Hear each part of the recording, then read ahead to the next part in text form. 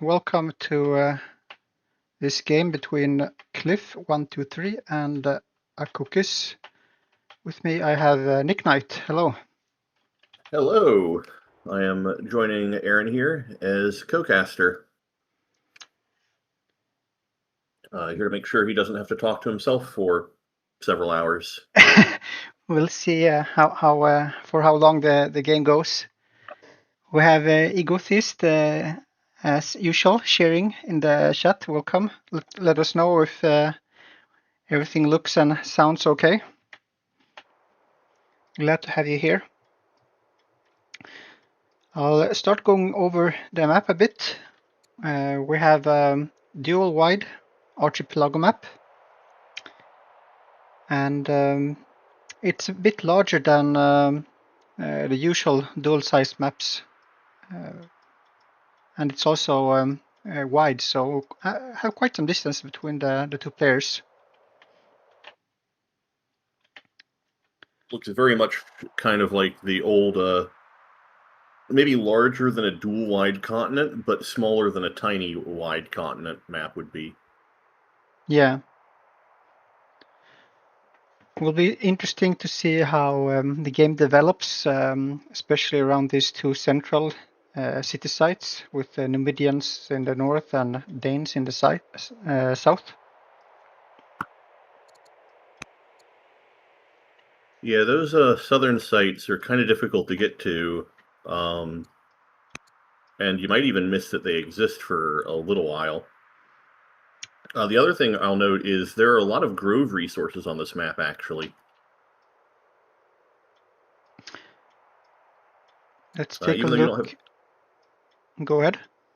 Yeah, even though there's none in the capital, down in the southern sites nearby, there's a lavender, 2 spices, and a silk. And then you've got the 3 citrus a little bit ahead.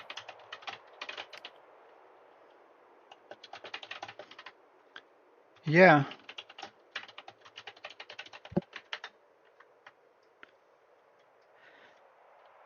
I like the spices. It's one of the new luxury resources from the Empires of the Indus expansion, and you can get quite a lot of money with them from the Grove and the Gardener. Yeah, I think the other thing of note is it is a very low growth capital. You only have the one sheep, yeah. Yeah. So it'll be interesting to see if we get some mix of Hadi, UAG, and Persia as the nation pick here. Could also go for an artisan start maybe with one of the growth shrine nations. You have the ore and the jade. You could also go with champions just because you have ore and for tempo. Yeah, something like Assyria could be interesting. I don't think they can see the game, but if you go hunters north of the capital, that could be like the growth hub. Yeah, I think seeing what I see right here, not knowing the rest of the map, I'd probably go with something like UAG champions. Yeah, I think that could be interesting. Yeah, lets you use the sheep, gives you a lot of tempo for clearing. Though if you do start by scouting south, you might be in for a rude time in how long it takes you to find a barb camp. Yeah. You could also do the Hattie start that I did in my game in round 2, getting the landowners and the pastures online. Yeah, I think that'd be pretty good too, because you got the horses and the sheep there. You could get Judaism super early. It is also looking at the wonders, a nice Joan aqueduct spot right next to the volcano. You would be giving up both jade and the camels if you want to do the full 5 farms, but there are some nice wonders in the game. Well, it looks like we do have champions, but it's Greek champions. Yeah, so you were right with calling out that the Shamsur could be a viable opening. We have the schemer with a gracious trait that will be shared between the players, and the schemer will help Greece out with those early orders. Yeah, I still don't necessarily know if I like Greece when you've got two horses, or the horses and the sheep, that won't be able to be improved early on. I will say that it seems to be one of Cliff's specialty nations. He's played a lot of Greece in the last year's tournament. And for this start, even though it might be a bit slow to get going in the mid game, having access to both horses and camels in your champion seats will give you a lot of options for those strategic resources. Yeah. I will also say one nice thing about Greece is with a low growth start like this, you do kind of have to make one less settler than every other nation. That's another good point. Continuing to look a bit on the wonders, we have a lot of weak level wonders with the Pyramids, Oracle, Hanging Gardens, Basilica, and Great Stupa also being in play. Not as many on the developing and strong culture levels. You have the Jebel Barkal, Mahavihara, and Monumental Buddhas. Which, in my opinion of the Mahavihara, is that it is basically just a 2-point wonder in duels. I think it's a bit underrated. If you have like a city where you're really focusing on getting those specialists, the +1 civics per urban specialist can make quite a big difference. But yeah, it's not like an obvious wonder that you will want to aim for, but it can have its uses. We do have the Colosseum in, though. Yes, as well as the Circus Maximus, Heliopolis, and Shitorgar. I always have trouble pronouncing that. Also, potentially, the site just south of the capital with the spices, silk, and lavender could potentially get even more culture than the capital. Yeah, could make the players want to lean into an early land consolidation. Could be a really strong science city. Yep. I also have a bit of net resources in the south, the fish from that barbarian site, but you would need to work a bit to get those crabs into your city borders. This can be a map script which generates quite a lot of nets, I believe, but on this kind of map, it's... I don't think you'd enjoy being traders here. No. All right, we have a USC tactician with the riders opening. Riders instead of champions with the ore, but same principle, I think. Yeah, you were kind of half right for both players. You got the champions and the USC, but split. It's always interesting also to see what the USC player goes for as their first tech. There's so many different options. In my opinion, there's only two real options. Ironworking and divination. Ironworking and divination. Yeah, I think that's the best ones. I think the correct choice here, because you didn't start clerics, is in fact ironworking. UAG almost should always go clerics, and you're going to want to put your shrines in your cleric cities. So if you go divination first, you're not going to use it for a good long while. Meanwhile, I've had a ton of games where I don't go ironworking first, and I make my champion seat, and I'm just incredibly disappointed by not being able to make any units in the champion seat. This was really interesting. He didn't pick a tech, so we got a random, like the science was assigned randomly to ironworking, but he also decided to start with trapping, and he's doing a very aggressive opening, like sending his scout as far west as possible towards the opponent, and yeah, he's got two scouts, so I don't hate that. I guess he found this barbarian site, so he's gonna clear that with his step riders, they're called. Yep. We see divination first for Cliff, and he's going north with assigning his leader as general. That's good. Neither player sent their scout south, which was what I was afraid could really cause you to struggle a little bit in finding a barb camp. Yeah, usually I don't want to scout past the free city site early on. That can, of course, depend on the map. We saw that, for example, in Klaskala's game for the first round, where the other path on the inland sea map was through a bunch of hills, so that actually turned out to be faster to go south through a city site. But here you have Also, all kinds of directions to go. yeah, it also feels like wetlands can be another map where you can struggle to find a barb site. Yeah. But I think Cliff will not be able to clear his site in time before it spawns another unit, but I believe that Aku will be able with the 2 step riders and I don't know if he got a crit maybe. Yeah, he's got a 16% chance to clear the barb site next turn. I think. Well, yeah, next turn, because he'll crit it. If he crits, it kills. Yeah. And now we see the pasture being started for Aku in that rider's capital.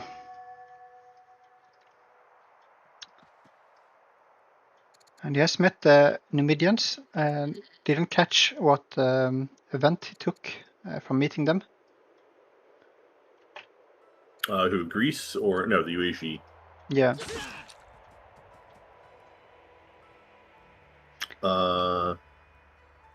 Pavel, UAG plus 50 stone. All right. I guess that's from meeting them. Yeah. Oh, gift exchange. Gift exchange. Minus 55 iron for plus 36 food. And how did you see that? If you go to the bottom, it shows you bonus effects. So it'll show you like everything that's going on in the turn right next to like the end year. Right, It won't anymore because it's end of the year. I was too late. I'm assuming that came from the tribes. Especially since UAG is not just declaring war on every tribe for the 6 legitimacy, like I so often do. Yeah. But it does look like they're going to be aggressive, because note the location of the step rider. Yeah, he's really sending it far forward. I wanted to see... Unfortunately, however, Greece started with champions, so...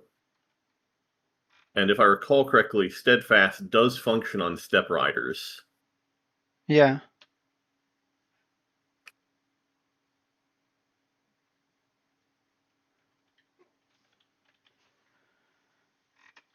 So I can't see it right now, but I imagine...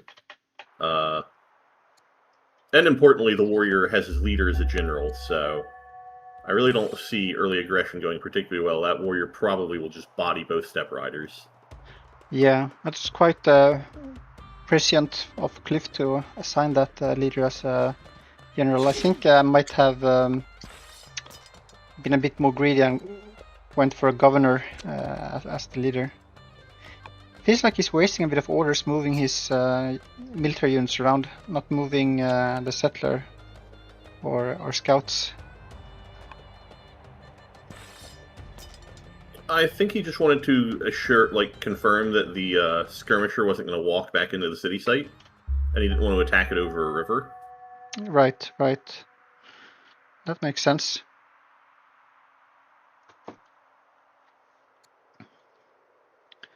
I'm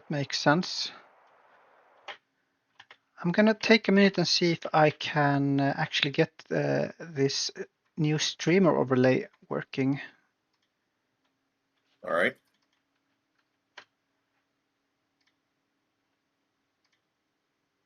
Alcaraz made this new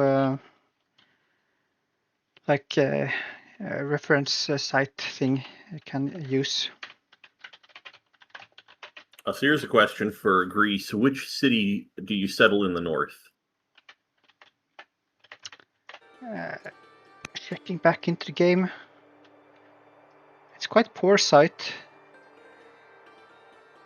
Maybe, I mean, artisans could work. You just want to build urban things anyway. There's some hills and a bit of lumber mills if you want. Yeah, I could see probably artisans. If you get a Not a border boost, particularly... you could also go for a Joan Aqueduct play with Volcano and Sages. Yeah, that's kind of what I was thinking. You wouldn't even necessarily need border boost. You could also just accept one less farm Yeah, in the area and make the kingship shrine for an extra order. In my opinion, on Greece, trading 2 science for +1 order is a deal I will take a lot of times.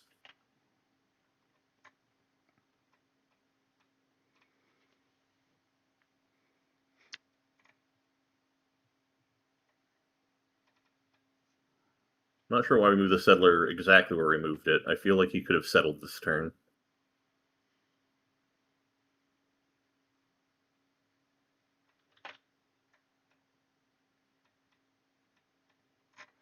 So what is your opinion on the this early UAG aggressive strategy? If you're sending your tactician, your step riders forward at the start. Oh, I think I messed up my stream. I need to fix this. All right. Why Oh, did yep, I see it. why did it go away?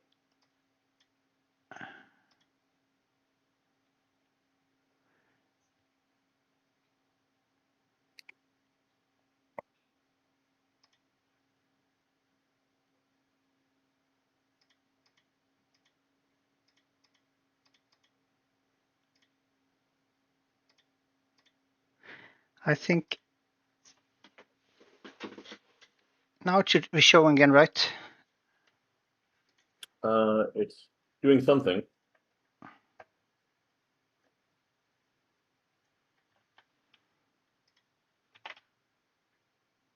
Oh, it's showing now. Yeah. Greece did indeed go artisans. Now, see, if he had moved the scout a little bit forward as Greece, he would actually see this incoming step rider. Yeah, I'm gonna mess with this another time. Sorry for that.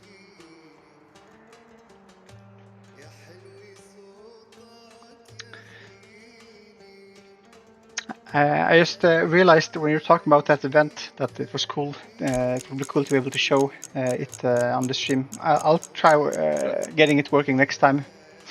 Yeah. But yeah, So he's building the Shrine of Athena there. I honestly probably would have preferred the kingship shrine on the hill just next to the Mount Sabalan, which would have spread your borders enough to make the Jerwin Aqueduct. You'd get 4 farms out of it and +1 order from the kingship shrine. That's probably what I would have preferred. But yeah, we got are the players at war yet? Can I see how much damage this warrior does to the cavalry? 11 damage. Or 10. And it's doing 1 back. Yeah, I mean this... And the warrior has both the options for Highlander and Ranger for upgrades. Yeah, I'm not sure if this is gonna work. But we see Akko with USC having that champion site, so he can get some steadfast military to continue expanding on his home front. And importantly, he did go traders. Or not traders, trapping. So he can actually make slingers in a reasonable time frame. Right. That's a good option if you don't go for ironworking. Yeah, I generally like ironworking better because it opens up more of the tech tree. Trapping, because you already have mill drill, you can actually kind of go the entire game without ever researching trapping. Yeah, it's a bit of a dead end. And really, I think there's only the 1 candles and the 1 game on the entire map, so... Yeah, you could have gone this whole game without having trapping. There's actually some camels towards the middle as well. Oh, they're just not mirrored. Oh, no, they are. This map's longer than I keep thinking this map's shorter than it is. I wonder if maybe he'll try to stun a worker or something. But yeah, we see a choice of ambitions here. 500 stone, or actually just went for the XP. Well, Greece. I mean, keep it, if this warrior crits one of those step riders, they will actually just disappear instantly. Yeah. That's a quite scary proposition to try to do something. And Even risking... the militia's doing 7 damage.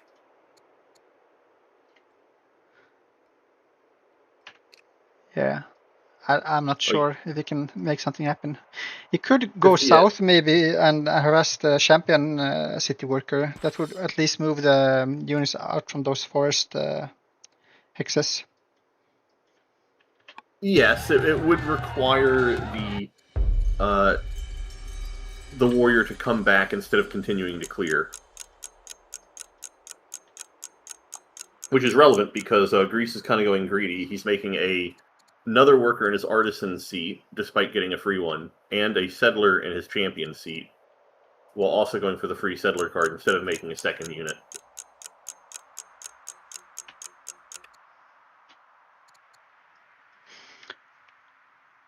Yeah, I mean, in a way, you kind of want to try and leverage that starting champions unit, especially if you put your leader on it.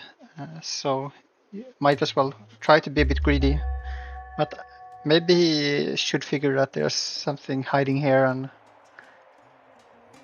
maybe he needs a bit more military.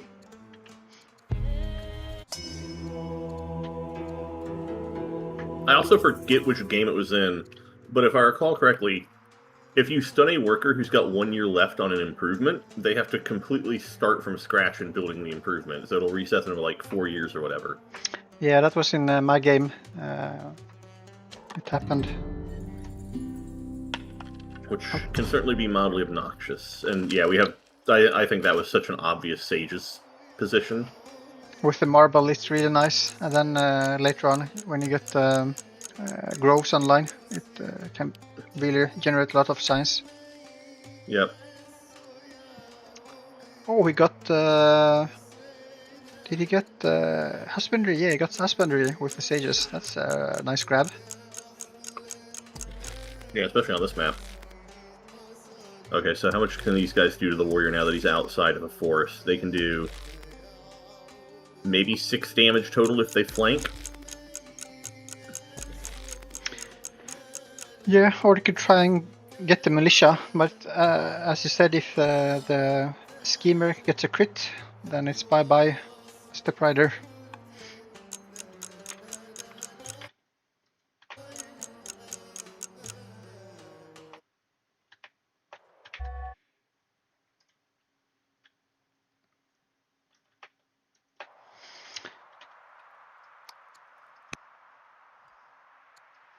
We see Akko building a slinger, first build in the champion seat. Yeah, I think that's kind of needed. Took the 6 mine ambition, started on that ore. But I'm gonna keep track what he does with his scout and step riders here, right next to Greece's borders.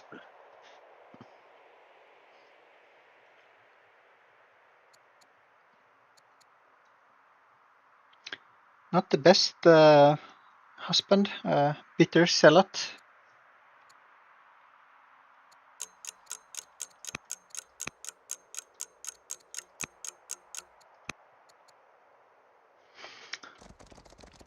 Oh, I think we are going for...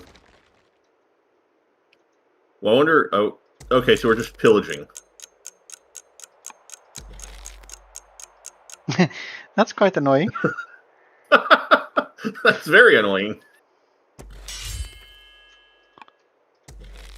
It's even worse in a cloud game, because at least here you see it happen, but in a cloud game you're like, you have to load in every time It's like, okay, where are they? Where's the pillage and improvements?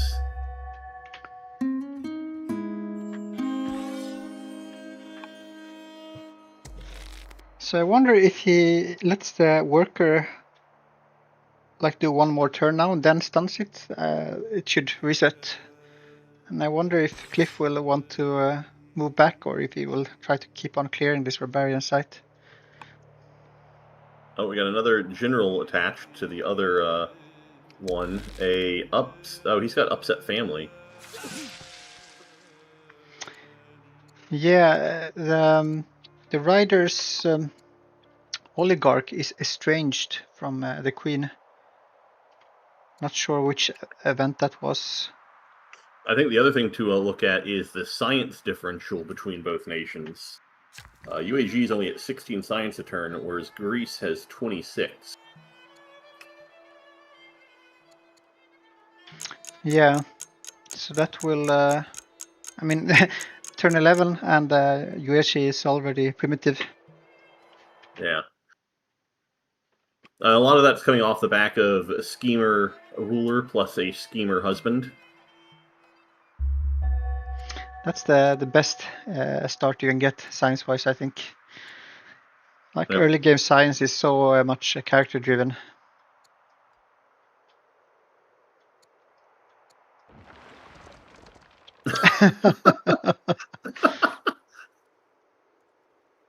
I guess the husband with all that courage is helping with these burns because it costs 50 trading to burn. It's going to make the artisans mad. Yeah, I don't think they. Just one improvement is not going to matter that much. Yeah. And he has plenty. They are at plus 54 right now. Yep. All right, I'm going to be back in a second. All right.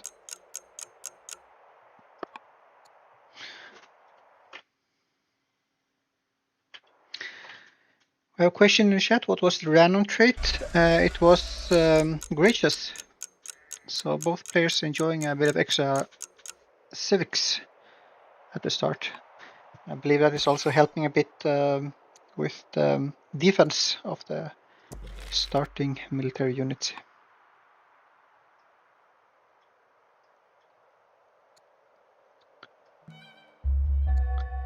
We see Ak also starting to work on that northern barbarian site.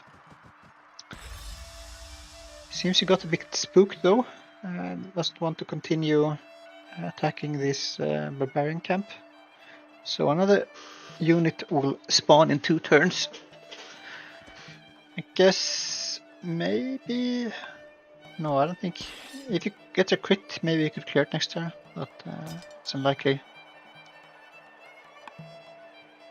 And he's shopping some of the woods now with the artisan worker. That's interesting. Tired of the pillaging.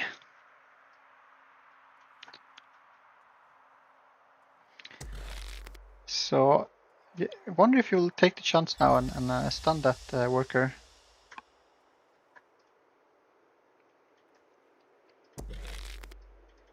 It is risky. 16% chance to lose that unit. And you can't like leave them open for 2 turns because then you will lose one of the step riders.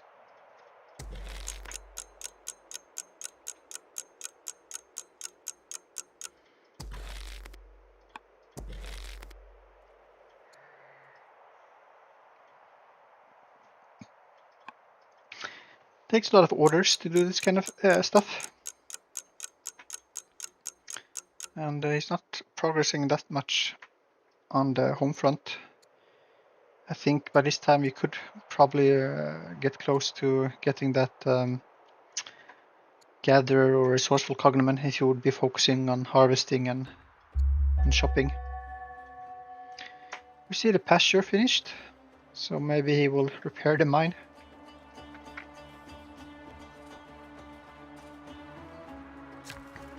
I'm back. Welcome back. He did not stun the worker. So how long would you need to go? Would this need to continue for Greece before you just decide, okay, we're cutting down all the woods? He has already started a bit with the artisan worker. I think Cliff doesn't usually like clear cut things. I guess he just did it right now, but he was leaving some forests. I will note one other thing. If you ever want to secure Zoro as UAG, this is how you would do it. Your opponent can't get Zoro if you keep pillaging all of their shrines. Does the Acolyte not count as because you can still finish it even if the shrine is pillaged? But you can't start it if the shrine is pillaged. That's true. That is true. So we see the slinger finished now for Aku.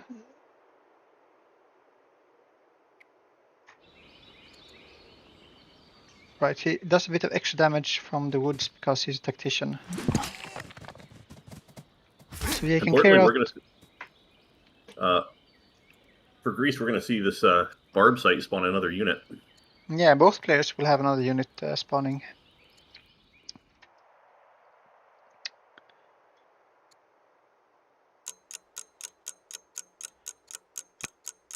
And here's actually a bit of a difference in the map.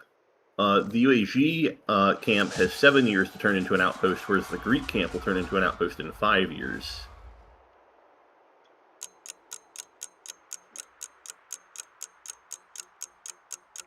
Not sure if it will make a difference. Maybe it will.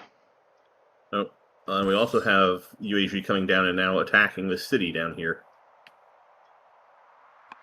Adding some extra discontent, both from the attack and from the city being damaged.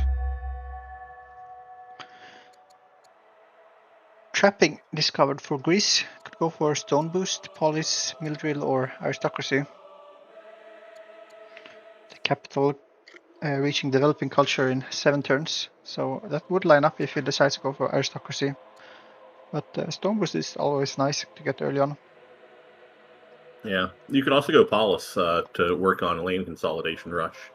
Of you already course. see at this point. You already see at this point 6 grove sites. So. Yeah, you have the silk outside the borders for 3 in the south, and then 3 citrus on the barb site. That's a lot of science, especially with the sages. You also have camels potentially accessible by your champion seat, and camel archers will ruin the UAG unique unit day. Yeah.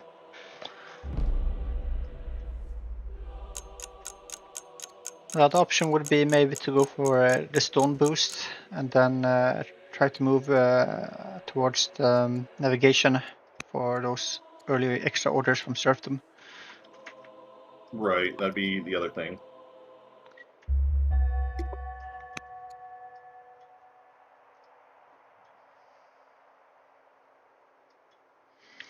We actually see the USC Riders worker moving out. I'm not sure what he's up to.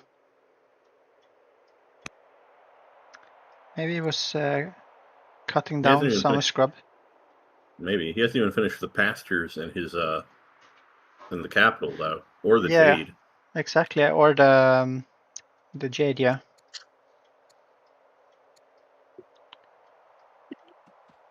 It seems like he's more focused on being annoying to Greece. Well, he certainly has been annoying.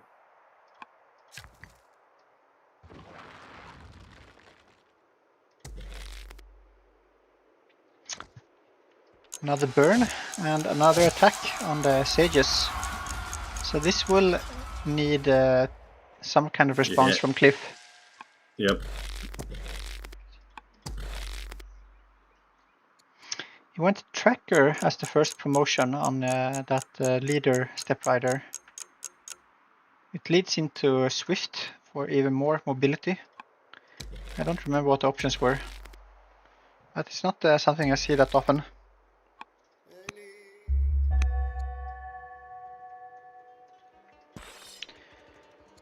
Cliff could decide to force march. It would just be 1 extra move from the warrior. He continues with the Barbarian instead. You can also force march the militia down into the city, which is what I'd probably do. Protects it from being stunned, and then you can start whittling down these Step Riders' HP. Yeah. It wouldn't do that much damage, but it's an option. It does 5 damage to the Tactician. I think you still get counterattack damage even if you attack from the city. Oh yeah, but you're in the city, so you can't die, so who cares? Yeah, but you would be limited to healing up in that city. I guess you would protect it, but... Well, I don't think 2 Step Riders are going to take a city that's constantly repairing damage. Yeah, so, I mean, you can just leave it until that warrior finishes from the capital. So I think it's more important to make sure this Barb camp does not upgrade. Which you're already dangerously close to having an upgrade on you. You can finish the Marauder with the militia next turn and start working on the main site with his leader, so that would give him enough time. Yeah. Of course, if the militia were to be stunned, then that's another question. But it seems like Aku is content to just continue damaging this Sage's city. Yeah, he found the nerds, and he's just going to beat them up. Can maybe make a difference in the long run with that added discontent, lowering the science output from the city. Oh, sure, but I think I'd prefer them hitting that city than wandering around and pillaging my improvements. Yeah. It's kind of a deal they're both making, focusing their orders on other things for now. Yeah, and as Greece, I do not want to get into an orders fight against a riders nation that spawns horses in every city. Yeah. You want to pick your fights, and that is not one that you probably would win. Oh, this militia is getting very low. Yeah, we'll have to retreat with it. So we see Stone Boost finished and Labor Force started. Other options were Administration, Spoked Wheel, and Architecture. So I think he is going for navigation because of this. So I guess he would need to move his leader on top of that hill for that extra damage. If he wants to clear this Barbarian site next turn. Yep, he needs exactly that, and he can do it with the militia. Of course, this tactician could just run up here and stun the militia and ruin everything. Yeah, that is the question. He might die for it, but...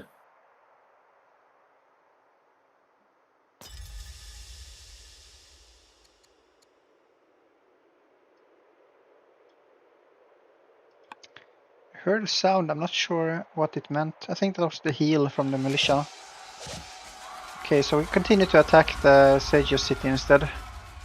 Yeah, I definitely would have preferred stunning the militia just because it would have set Greece back hugely in terms of tempo. And you do have the scout, so you can kind of see what's going on over there. Yeah, you should have been able to make the math out of it. That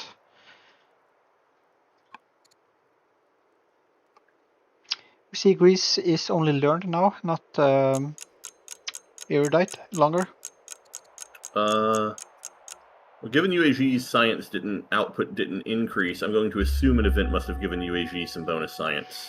Might just be the ratio. Like if the output stays the same eventually, that they will become more and more similar. Oh, well, Greece screwed it up for himself, actually. No need for any harassment from the Step Riders.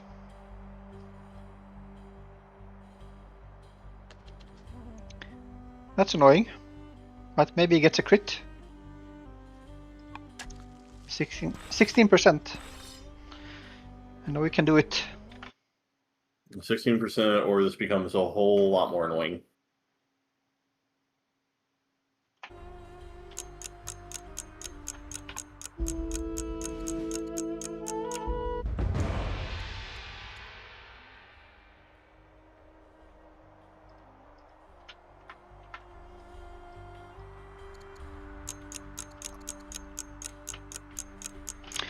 By the way, let me know if the chat if you still see any blurriness when I move my camera. I think I managed to.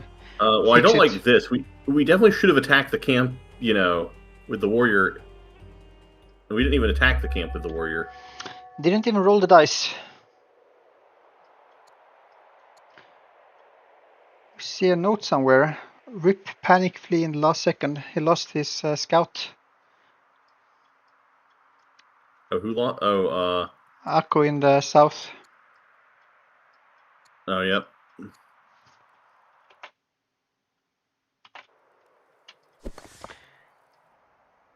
What happened? Oh, he moved the settler back.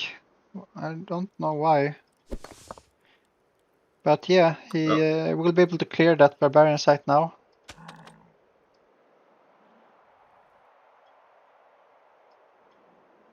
Maybe that was a misclick. Maybe, or maybe he figured that since it looks like he is going to be able to clear the barb site, assuming he attacks with a slinger.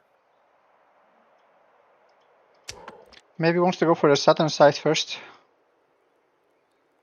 Yeah, he needs to attack. Oh, there we go. Okay. Feels like this could become a longer game as it looks right now, even though...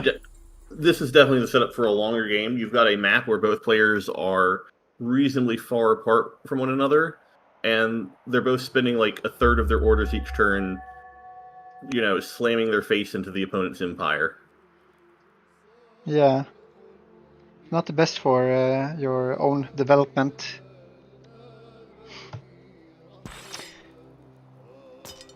And yeah, this camp did upgrade. Oof. The problem now is that if he takes too much damage on that warrior, he might run the risk of dying. He will have reinforcements come out next turn though, so it should be fine, but it's a bit annoying. But UAG can at any point go over there and do 6 damage to the warrior.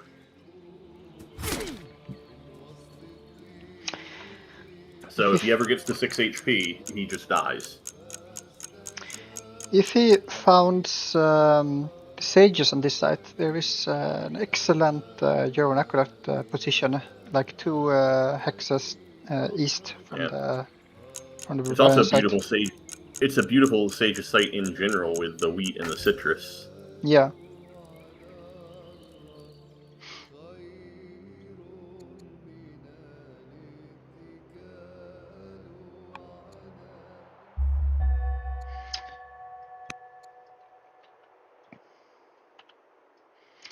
So another question is, what will this settler do? Go north or south? I think it goes north now, just so you don't have to worry about that camp ever respawning. I mean, that seems to be why you'd move it back. You have a bit more... And we went and killed the militia. Ooh. And if now, so much of this is going to depend on what that barbarian does.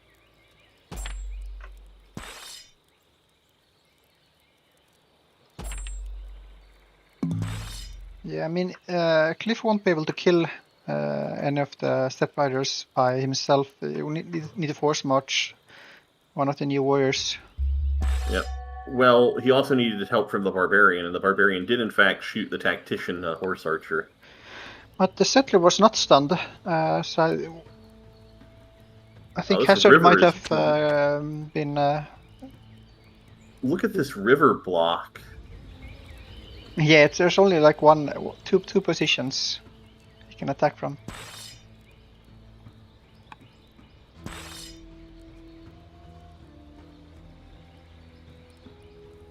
Will he roll the dice or not?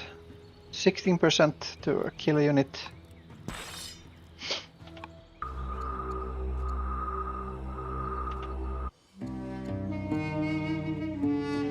Some decent events, but the orders are costly if he wants to go for a protection edict in Patras. The sad thing is, if he had just put the warrior on the mountain, he could have avoided this whole issue. Yeah. Okay, we see a force march But wait, just okay. One order left. What will he do? Yeah, he ran out of orders. He attacked the leader. All right. He might risk losing his settler now. Yeah, that's what my thought was. As UAG, would you trade your 2 step riders for killing the settler? Because I'm pretty sure you could trade your 2 step riders for killing the settler.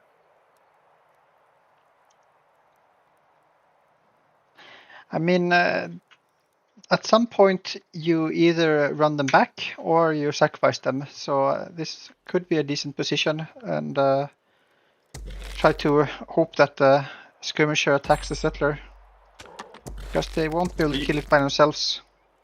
Or do you just run back in the woods and hide? Oh no, warrior just in time. Note from Aku.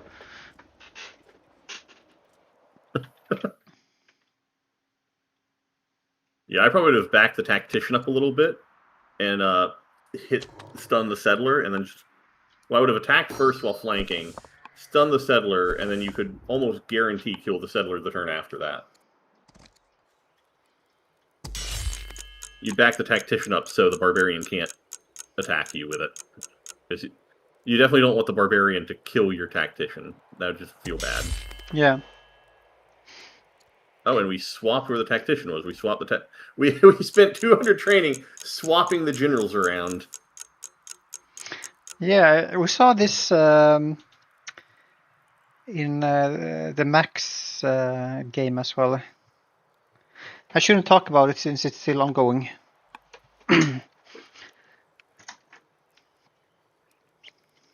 But yeah, that's a move you can do.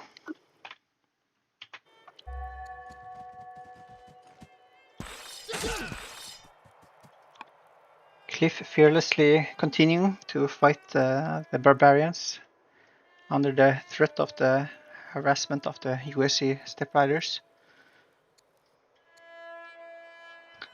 Building military also now in his sage's seat.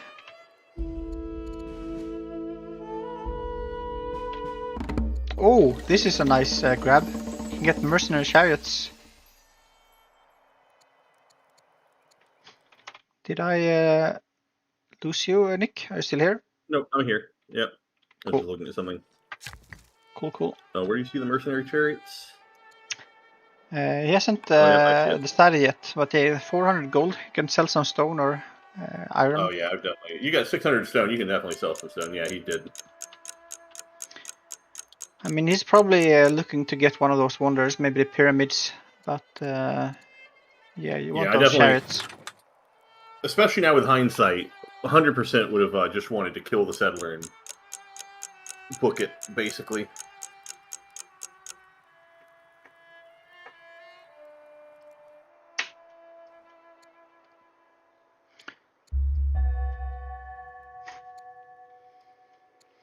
We see the clerics being founded in the south for Aku.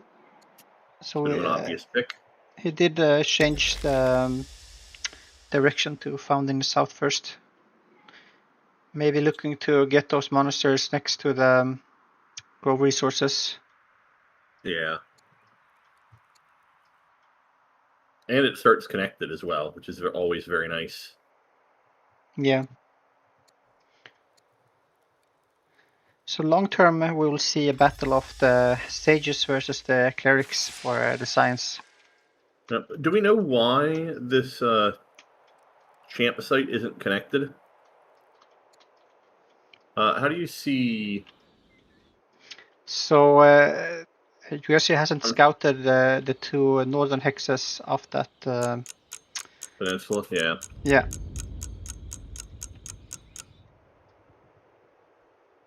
You can see where the green ends if you look at the trade network overlay.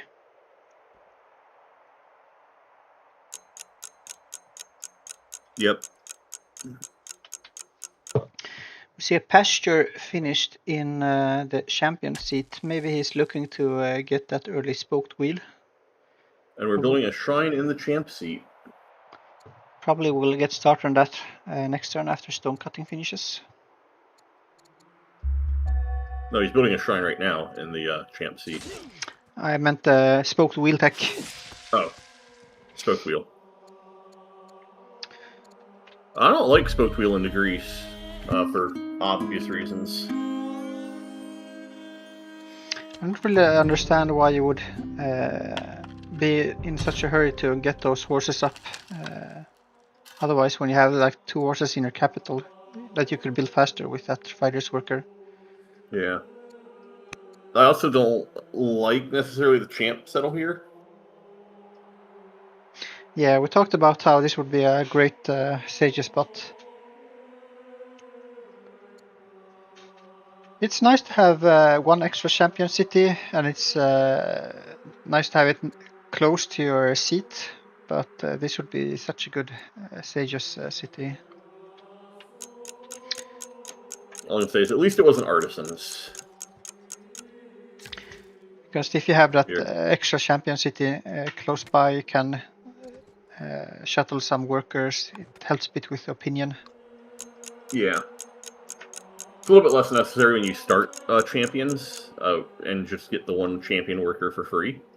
Yeah. You usually want more than one worker for your capital. I find that a single worker from your capital, if it stays in your capital the entire game, is actually sufficient.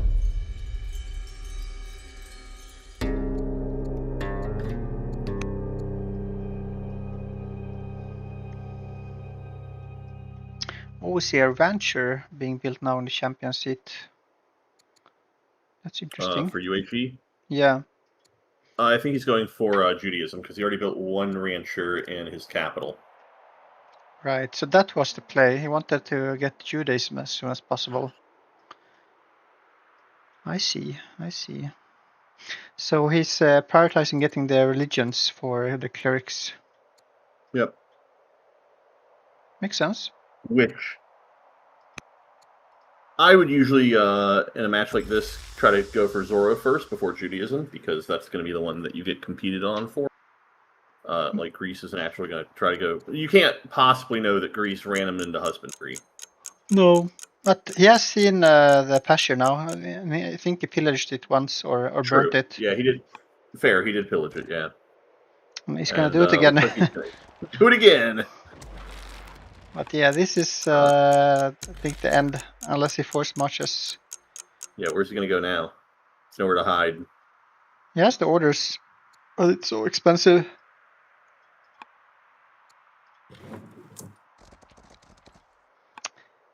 Maybe he wasn't expecting the chariot. I mean, no, he probably wasn't expecting the chariot. And we got another warrior there. Yeah, this guy's dead.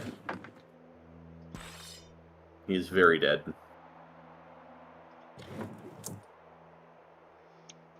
Doesn't even have to take the counterattack damage if he does this right with the chariot and the warrior. Yep. Turn 22. Who are you favoring so far? Bit early to say. I don't like what we did there. I don't know why we sent the leader warrior back instead of just using the chariot. Yeah, that was a bit sloppy. I almost want to say UAG because I think, just kind of from what I saw initially and like the outset, I think the UAG is doing substantially better under time pressure.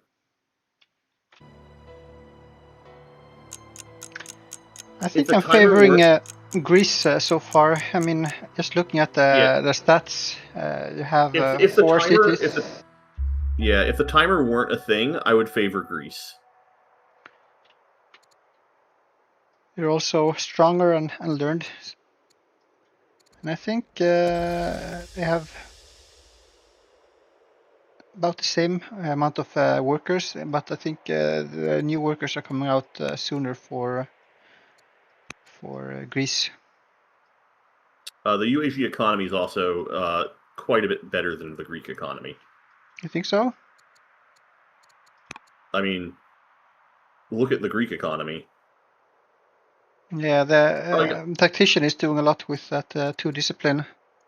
Well, they save their economy a little bit by putting in slavery, but I mean the UAG economy, they've got more gold per turn, more food per turn, more metal per turn. I think, yeah, but that's with the 2 burnt improvements. True. It's still very early. Anything can happen. Yeah, orders I think is about equal between both players. Greece has 12-1 improvement construction, 12-2. So UAG has a slight lead in orders. This is an excellent husband that Cliff could get. Pleased, educated scholar.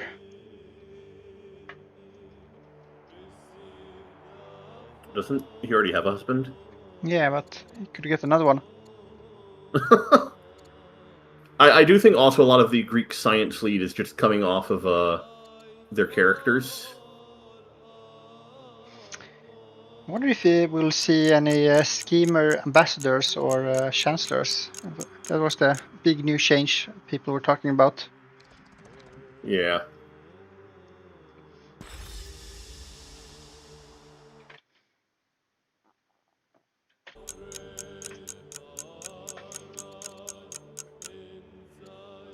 They're actually even in orders now.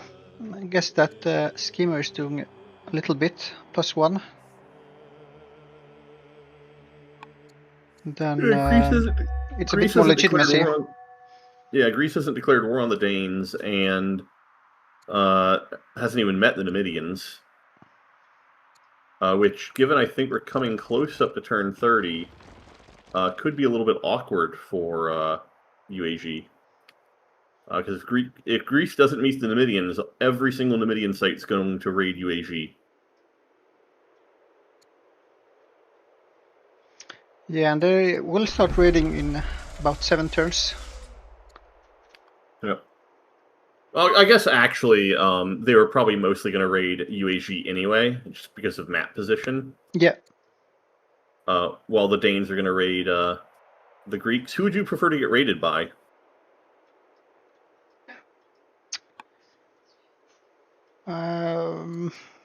I think early on the Danes. Really? I find that Horsebane is a reasonably common promotion that just makes the horse indies a lot easier to deal with, potentially. Yeah. In general, it's easier to clear out the horse camps, so, I mean, not counting the raids, you prefer to have them nearby, I would say. But it can be a bit more difficult to, like, box them in. You can move around and do more pillaging and stuff. Now, do you think Greece remembers that there's still a UAG horse archer here, or a step rider? Yeah, probably. I don't know if he cares that much. He has a lot of military in the area now. Yeah.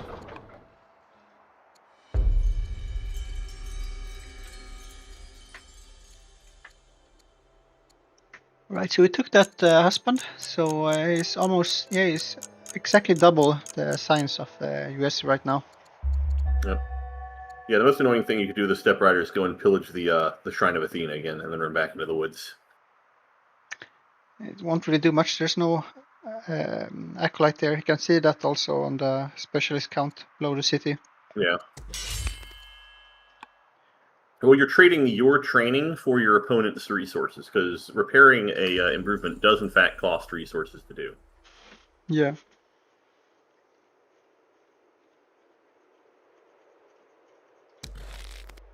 But depends a bit on where you are and how many orders it will cost you. True. And how many orders it will cost to repair, like the positioning of the units.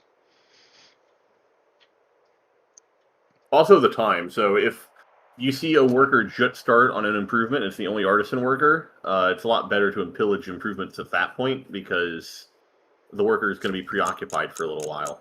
Yeah, that's true.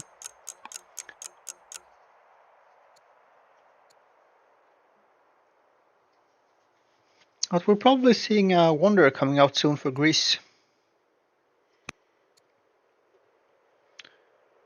With all that stone. Yeah, but it's still a little bit difficult to afford when you don't have anything else.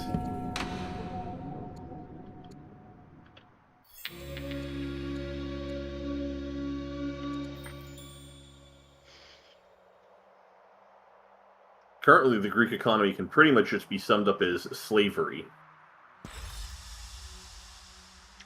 Because without slavery, he'd have 7 metal per turn, and that would be it.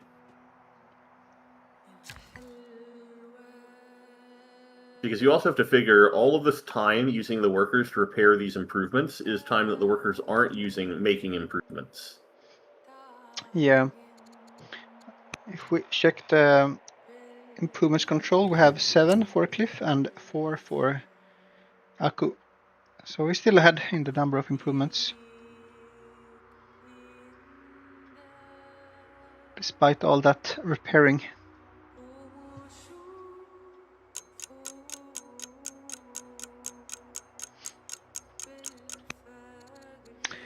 We have bold on the air, that's always nice.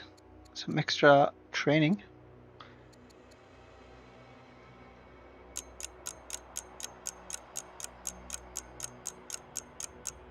I think a good chunk of that difference in improvement count is probably also Artisan's free worker helping a lot. Yeah, for sure. It's unfortunate that he doesn't have more money. He assigned the court soldier as a general on that chariot, but could have been nice for tutoring the air. Yep.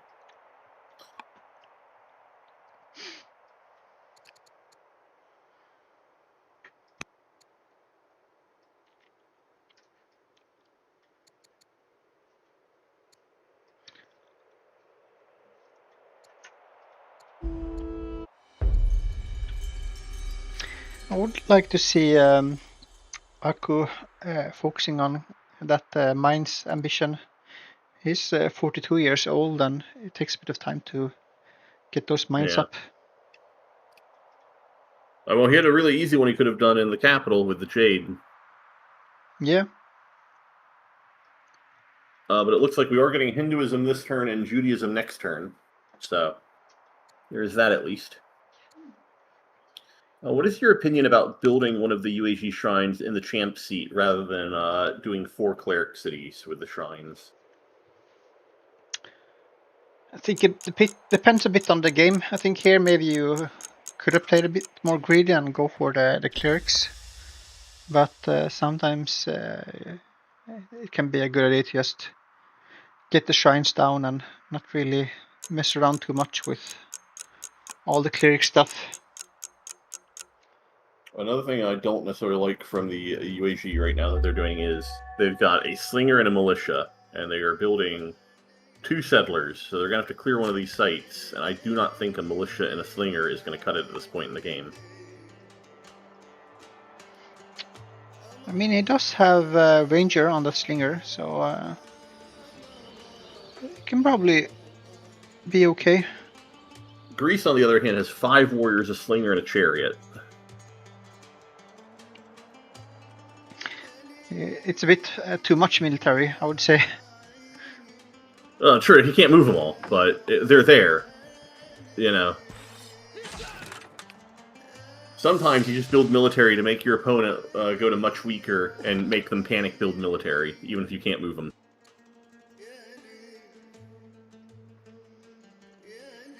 Yes, chopped almost all of the forest now between Larissa and Patras. Yeah, but he didn't clear cut it, so it'll grow back.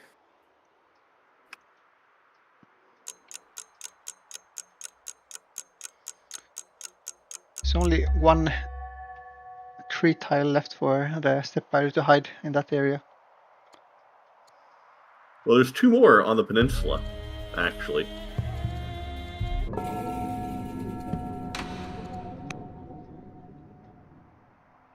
So 1 settler done, probably moving north, settling that site before it respawns in 6 turns. Yeah. The ranger finished, so that will be Judaism next turn. Do you think UAG, and I think this is going to be the big important thing in this game, do you think he's going to settle the Cleric City after Cleric City? I mean, he should. I don't know if he will, but I don't see why not. This is the time to do it. That's the play. If you're going for the clerics, might as well lean into it. But it is a bit expensive to go for all these urban buildings when you don't have the economy really to support it. Even if you have these barracks up, you don't have enough food to get other, like build more settlers, or like the upkeep will be a Also, struggle. one of the reasons I prefer ironworking over trapping. You do not have stone cutting as UAG. Yeah, he has researched stone cutting, but he won't have the economy to mass produce slingers, even if he. Yeah, but he would have. He does have the metal that he could make a bunch of warriors if he had warriors unlocked. Yeah. But right now, I'd rather see him be focusing on those mines and set up like the production urban buildings later on. I guess he's worried a bit about the science, but it's still quite early. Not sure how stressed you need to be about that. It's back down to primitive now and much weaker. I think the much weaker is. Well, I don't think it itself is a concern, but I would be very concerned only having a slinger and a militia going into this barb camp 3 turns away from the raidening. Yeah, he's building another slinger in the champ seat, so that will help. But he's also not attacking from the forest, so he's not making it easy for himself. Meanwhile, Cliff is having no trouble at all with that strong warrior, starting warrior with the leader as well as the mercenary chariot. Look at the chariot damage on that barb unit. Yeah. 18. It's quite strong, a tough hero. Quite strong general. So we see Mildrill finished in Greece, and he started navigation over administration, police, or spoked wheel. Which I think if you're just trying to fix orders, would be the play to go.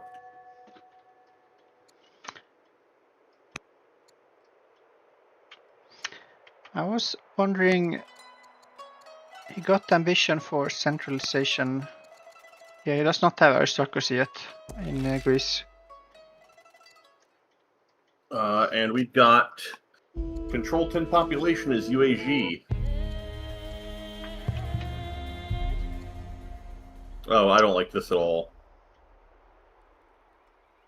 In the champ seat, we have stopped working on a slinger to begin making a Hindu Brahmin.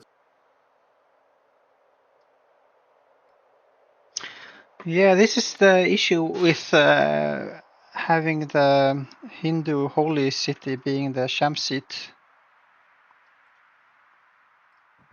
I mean, it would be fine to have a shrine there, but having it as the holy site, you really want one of the cleric cities to be the holy site. Yeah.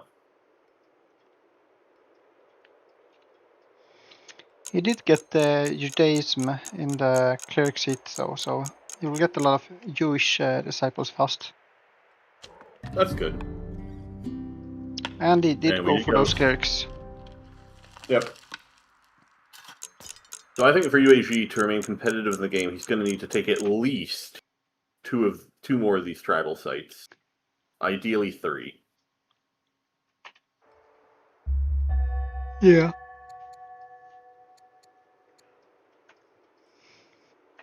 Question in chat about how would Greece do if they went on the offensive. I mean, depends on what you mean by going on the offensive. You can't really march over the whole map and start attacking the US. You need to go through a bunch of tribes first. So yeah, I was going to say, if Greece goes on the offensive, he'll see UAG like turn 50. Yeah. Unless he goes over there with like a single chariot. What you could do, I mean, if you really want to, is with navigation. If he has like That would be so many boats. three biremes or something in the north, could maybe do it. I was thinking south, but either way, that'd be so many. I feel it would take more than 3. It'd take like 4 or 5. Yeah, depends on like where. Like if you build some roads up to that small. Not sure what it's called, but like east of the sorghum, the sea goes in a little bit. So some roads up there, and then you have 3 boats. Yeah. So you will get to opinion, almost other side from there, but yeah, you need a 4th one to really be able to threaten that champion city. Yeah, my opinion. If we're just gonna have the step rider sit around, we should have put the tactician general on someone else. Like the slinger down here, for instance. Yeah. Not sure what he hopes to be able to accomplish with this lone step rider. Well, unfortunately, he doesn't have the woods to the north scouted, I'm pretty sure.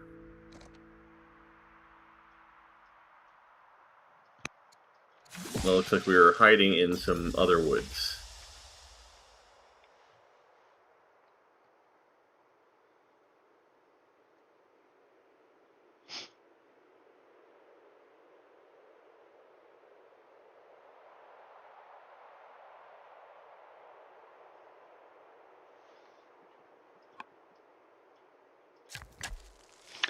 One good thing about this champion city is with the 2 wheat farms, it will have a lot of growth if he wants to do a few more Hindu Brahmins. Yeah, I don't mind the step rider being over there. I just mind the tactician general being on him.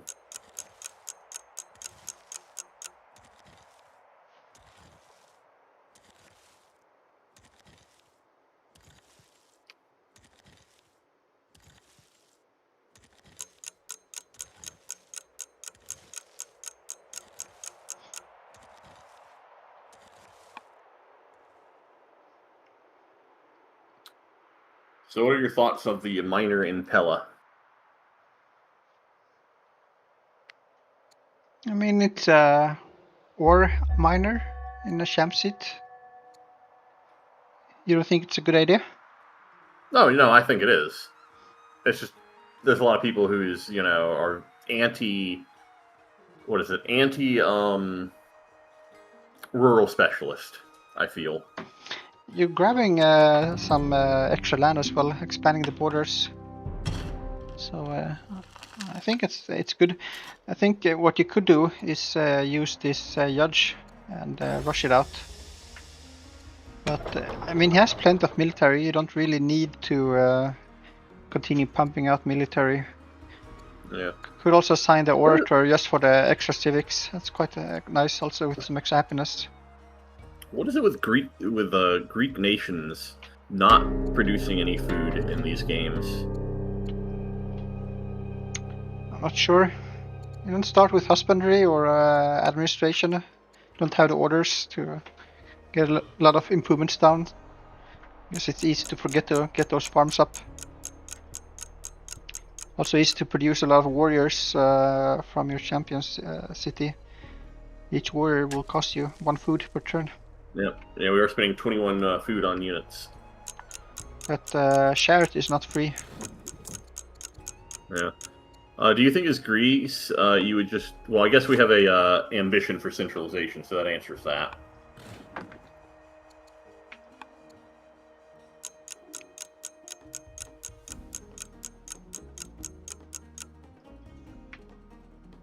We are not building another settler in Greece anywhere, so we are not... We're not putting the pedal to the metal in terms of settling tempo, which is good news for the UAG. The bad news is that he will have navigation in 4 turns, and he will move from his 4 workers to 7. True.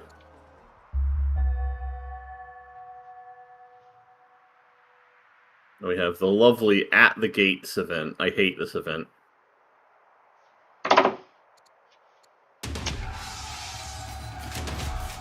You usually just accept the discontent level.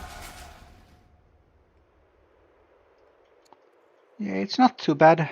Just one discontent level is not the end of the world. Yeah, we're already somehow at 4 discontent in the champ seat. Not sure how that happened. That is a lot. Maybe he had some other event as well.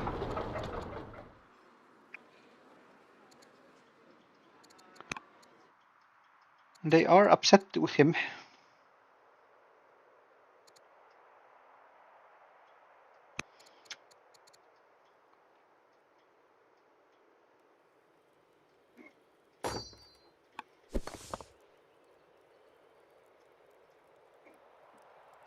It's a bit unfortunate that he went at this burn site from this side, because if he wants to use the trees now for the city site, he will need to go around.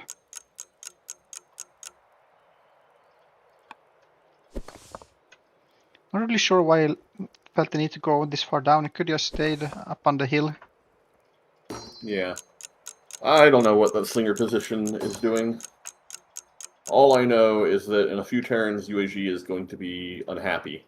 Because he does not have a military outside of this one slinger and is going to get raided. That was an interesting move. With the militia? I don't know if you caught the militia do the tango in the middle of the map. Yeah, and now the raid is coming. One elite nomad skirmisher and 2 3-strength ones. Yep. And Greece is getting raided by an elite marauder and a normal marauder.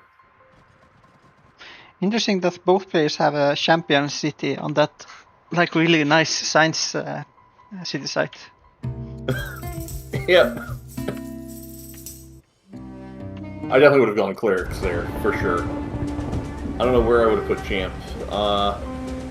Realistically, actually, on this sort of map, I probably would have tried to clear out that Numidian site before even going for the barb site up north or down south. I like clearing tribes before barbs.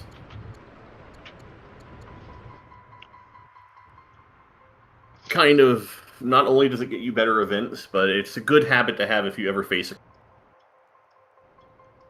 I think some players, I mean, I can fall into that trap as well. It feels a bit safer psychologically to go for the barbarians. But yeah, it's a good habit to have, as you say, to, if you can, go for the tribes first. Yeah, because the barbs will never raid you. And the payout is a lot better from the tribes. On average, yes. Sometimes the game decides to spite you. Yeah, there's like one event where like the city burns and you have to like take a tyranny ambition or something. That's one is the worst, I think. There's a few annoying ones. I also especially hated it that it felt like when we were still playing with the Huns, every single time you'd wipe out a tribe, it'd be like, well, you gotta give something to the Huns or they declare war on you.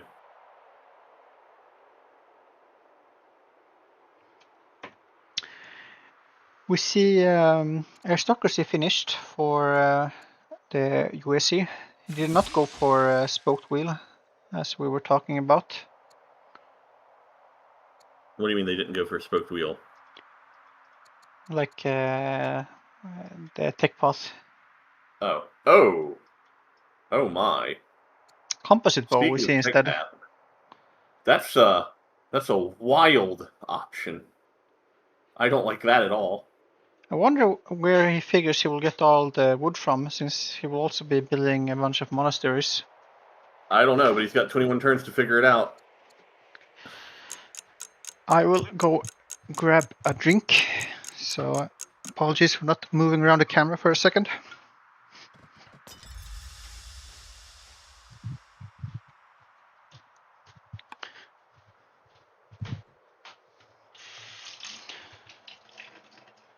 Not sure why, but it feels like talking in English or casting something that it's much harder for my voice. And I mean, I can talk a bunch usually in Swedish, my native language, but English is a bit more difficult.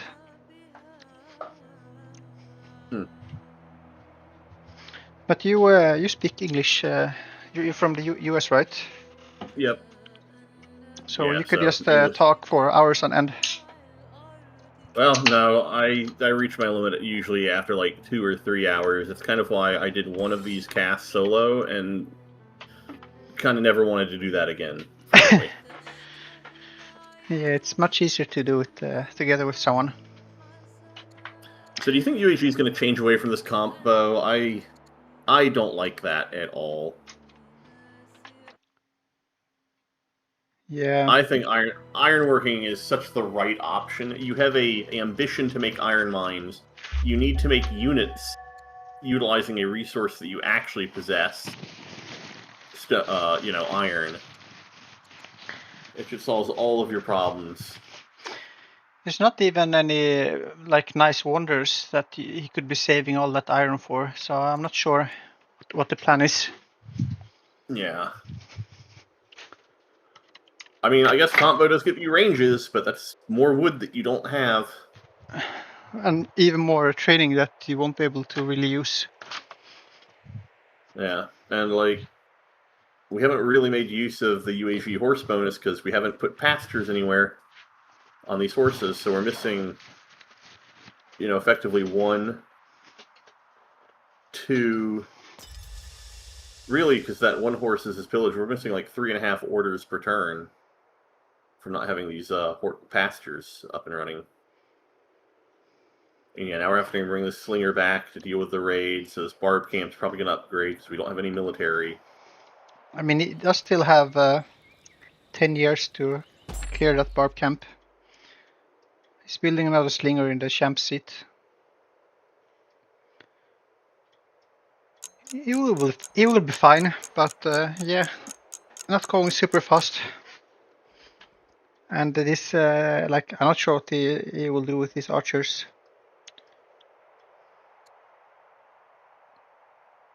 I don't like what we're doing with the step rider. We could have left it there. We just need the We just need the leader. Put the leader on a different unit.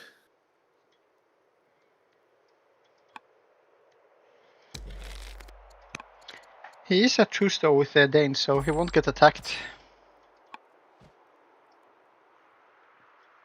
Oh my goodness! Look at that chariot versus the Danes.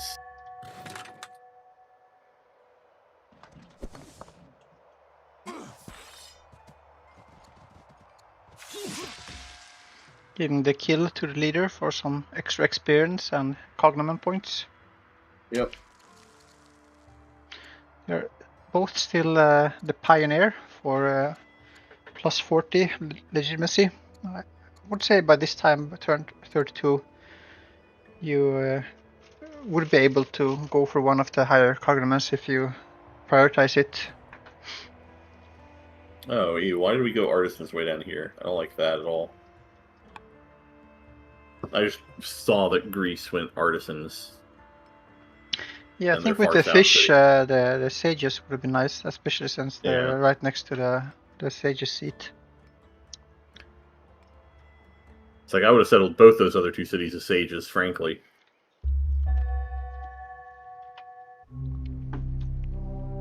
Oh, and the queen is dead. Look at that, 17-year-old. Oh, that's not that bad. We have the zealot as a regent if you want.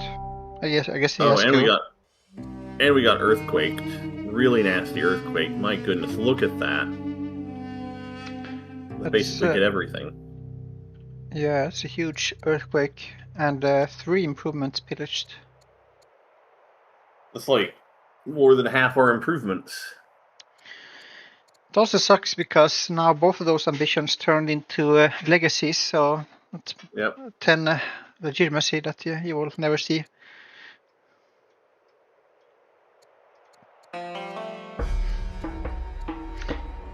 Now he could get a warrior and even more iron if he wants to with the succession event. Yeah. Oh boy, look at this. I've never seen this before. His current population is listed at 2 out of 10 despite having 4 cities. I guess that's because of the pillage, the improvements, they don't count. Yeah. I just didn't know that's how that worked. I wonder. Oh, and look at our science. Our combo's gone to 24 years. I guess that means that they don't count for consumption as well. So right now his capital doesn't cost him any resources. No, because there's no people. Yeah. But I think I would rather have the people and the consumption than Well, he's got it back. nice. We're now down to a 22-year combo. So now he's back to paying 1 food for that one science and 2 growth and 10 food. Is there any technology where you would spend 20 years researching it from the outset? I mean, maybe if you do like an architecture gambit on a larger map, like with Greece, that's maybe like your second tech. But I think the only tech I would do that for is land consolidation. like if you, I guess you would have to be Rome and have quite low science and got forestry somehow quite early. Yeah, so this would honestly be like, if I were Rome in this position instead of Greece, I would do land consolidation here on the basis of it brings 2 things that are both critical. It will salvage your science and simultaneously give you a unit to bash the opponent with. In this case, camel archers from the capital. Yeah, land consolidation is such a nice tech. Of course, you will need to remember to pick up trapping, otherwise you're not going to have any camels. But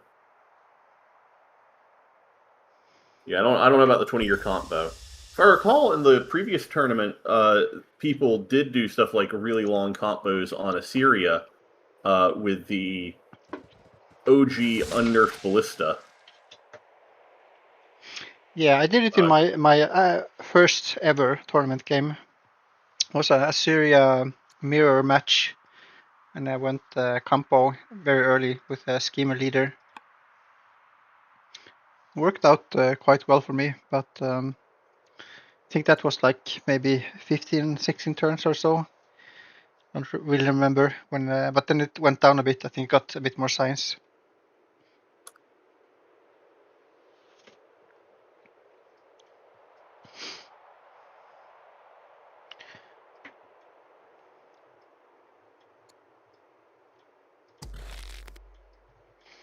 Got Swift on that step rider that was on the Greek front, so it will be a bit easier for him to move back if he wants to.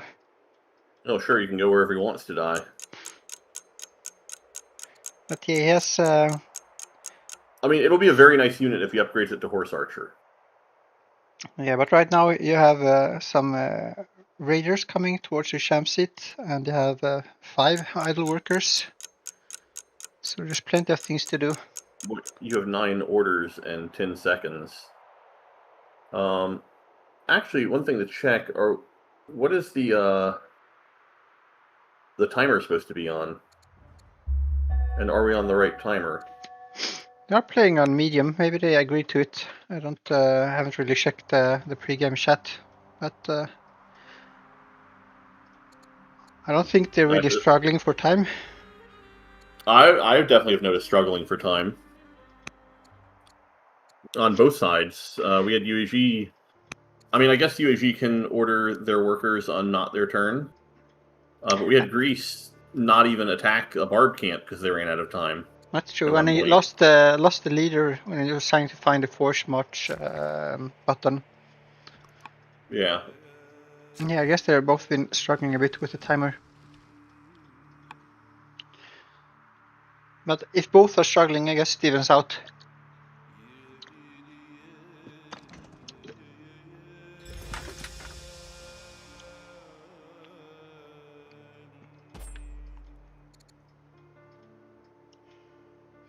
See another raid now from the Danes. Oh, and Zenobia has entered the game in Larissa, the second Champions city.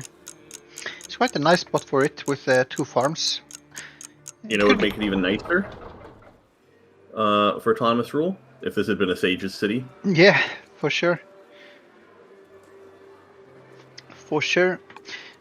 It's not that uncommon for your 4th city to become the autonomous city.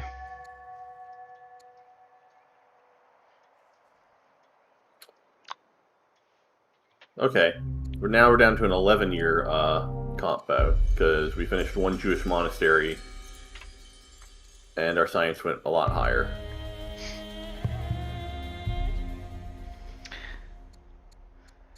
I wonder if did we have a tactician.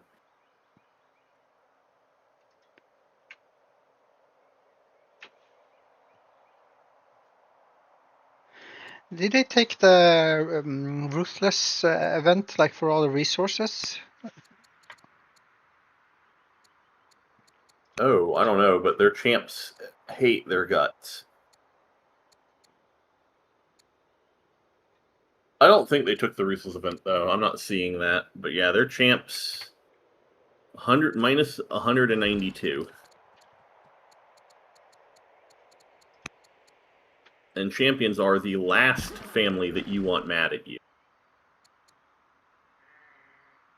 Yeah, it will make it difficult to handle the rebels as well.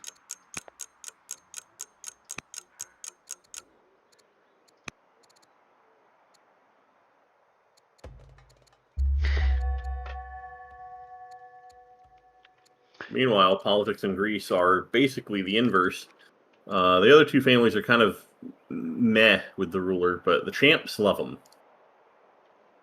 Yeah, I'm checking now.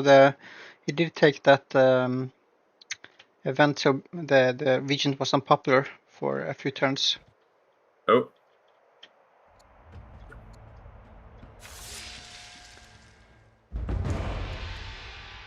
Oh, and he can get to war for legitimacy now with the Danes. That's nice. Or do you just not go to war with the Danes and just keep on pushing through? Oh, what is he up to? Oh, kill the Step Rider. Yeah, he killed the Step Rider.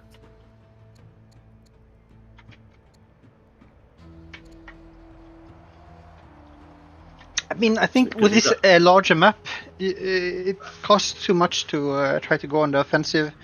I would rather just go to war with the Danes and try to clear them out. I mean, that's what I would probably do as well, just because of the size of the map. But I think if you saw what was going on in UAG right now, which he doesn't. If you had scouted, yeah, he doesn't. But if you did, pushing through could be very devastating. Yeah. I mean, I'm not sure how viable it is. He could also just try to boom, go very tall on these 5 cities. What, Greece? Yeah. I don't think there's any reason not to at least take, like, the Danish sites. You've got the military, you might as well use them. Yeah.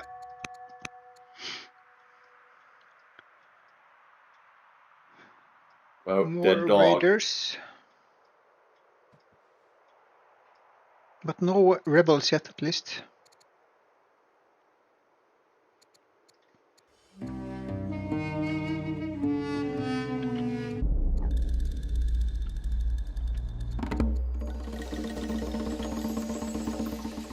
Well, he took an option to make his champ slightly less angry with him.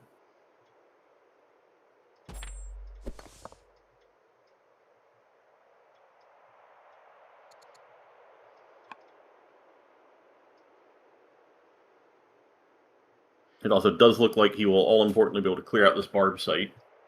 Yeah. That Ranger Slinger doing work. It looks like we have a Jewish monastery up, and we should be able to get a Hindu monastery up in the cleric seat pretty soon as well. I think what I like the least about this comp combo play is that you had Polis right there, and with the monasteries and all these nice grows, you could just go for a really nice science play with land consolidation. I think Polis or Ironworking would have been better. The only thing I'll concede is I think combo, I guess, is better than taking trauma. No, my goodness. Well, the barbarians are getting vengeance for Greece. Pillaging the UAG improvements the same way that UAG pillages the Greek improvements. Yeah, what goes around comes around. Or something like that. We see a Byrene. I don't know if he built it. Maybe it was I an did not event. see a Byrene. Yeah, that has to be an event. I didn't see a Byrene in any build queue. Blessing of Zeus. Might have been some turns ago. Is now Or the Danes.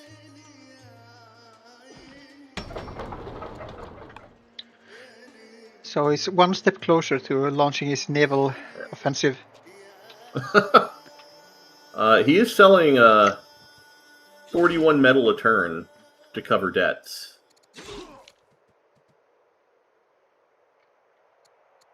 So not wild about that. That seems like a bit too much for only minus 63 money. Maybe it was higher. Maybe. I guess there's minus 2 wood as well, but yeah, it doesn't really make sense. Or I guess it does because it's half the sell price here, so it gets like 2.5. Yeah, sure.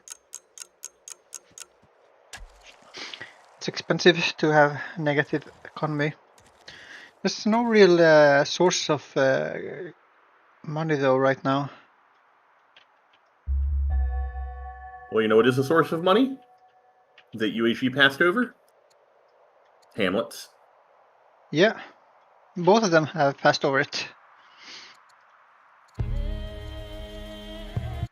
The other source of money I think would be groves. I think some of these give gold. Yeah, spices give gold. Lavender gives gold. Oh wow, Danish disarray. They killed the Danish king for war and +6 legitimacy. And they got a rising star out of it. Oh, their leader has quite good stats now. Yeah. Not assigned anywhere. Guess there's a slinger coming out next turn that he could put himself on.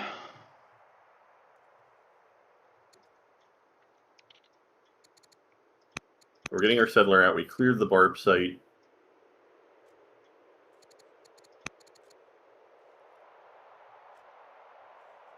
We're making another settler that has nowhere to go.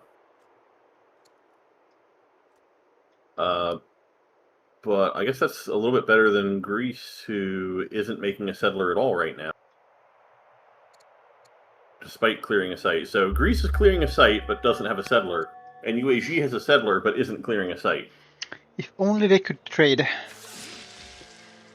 By their powers combined.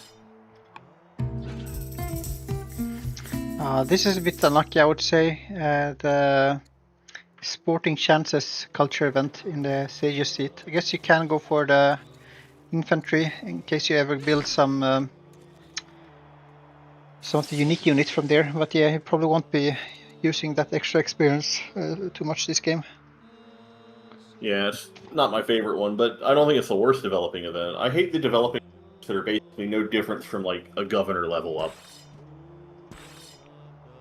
Yeah, I mean this one is nice in the right city, but It's amazing in the right city, but that is not the right city.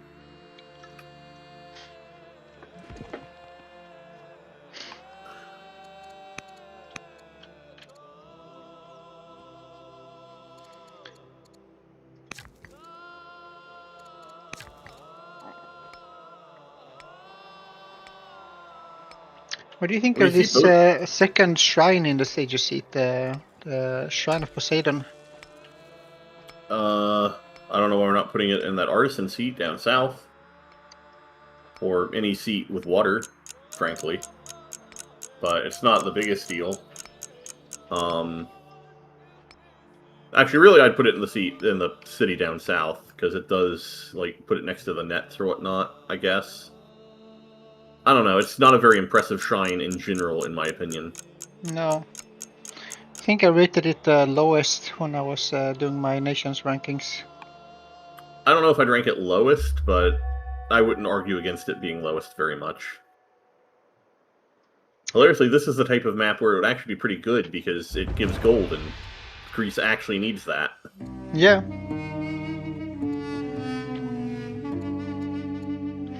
Trying to do something about that minus gold. Compared to the UAG economy, which is a plus 112 gold.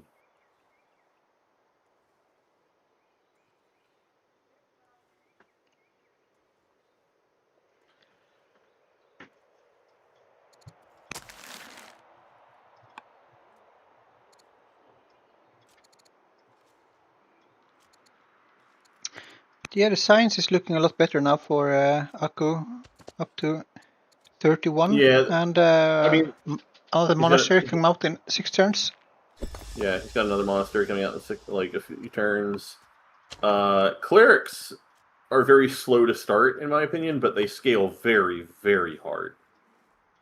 Keep in mind, this is with only a single cleric city, too. If he gets 2 or 3 more cleric cities up and running, he could very well pass Greece in terms of science. Yeah. I feel like we haven't seen like the full potential of clerics yet. We've seen a few players use them in their tournament matches, but I don't feel like they've been super impressive so far. I've definitely done well in a practice match with them. It just takes so long. This is honestly a type of map where clerics would be good, because it takes so long for your opponent to get to you. But when they get rolling, I think in that game I finished at like 500 science a turn or something ridiculous like that. And what turn was that? Like turn 100, 110. That's pretty good. I was allowed to found Zoro that game, so I had Zoro, Hinduism, and Judaism. And Christianity as well later on. I guess that all that stone went to just building a lot of urban improvements. There's no wonder anywhere. Yeah, it went to building barracks and shrines and an Odeon in his secondary champion seat, or city. And a theater. Yeah, he built a bunch of Odeons and theaters.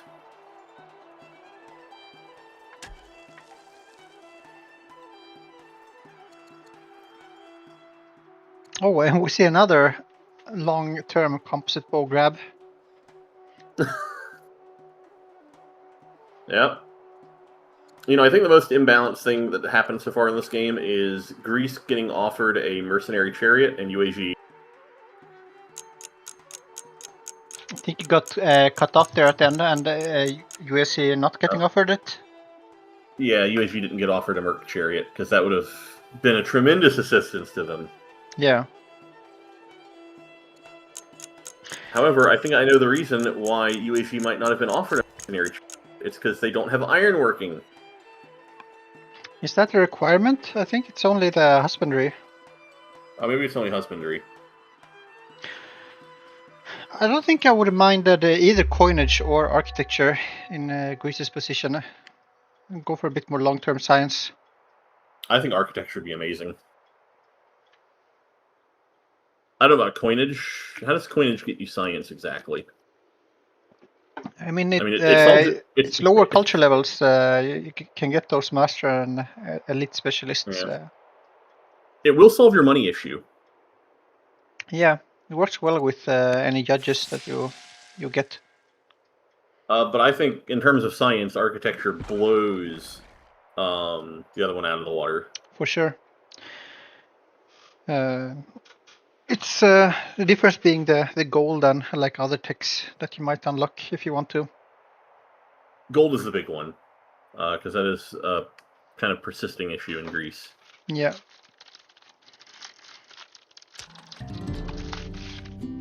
And we have another cleric city. That's what I like to see. And he still has one more shrine he could build. Actually, two more. He's got two more. One for each cleric city. Hasn't built one in the north yet.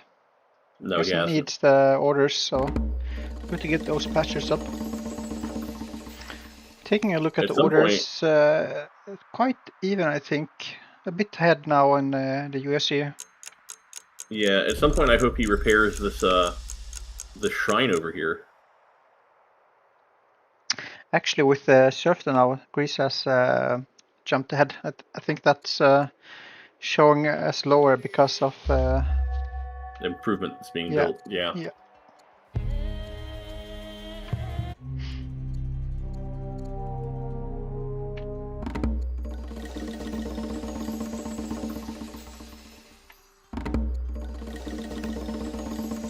Yeah, Greece be doing really good. Or Greece is doing really good. They're just kind of hampered a little bit by the minus 80 gold. Selling 31 stone to cover debts.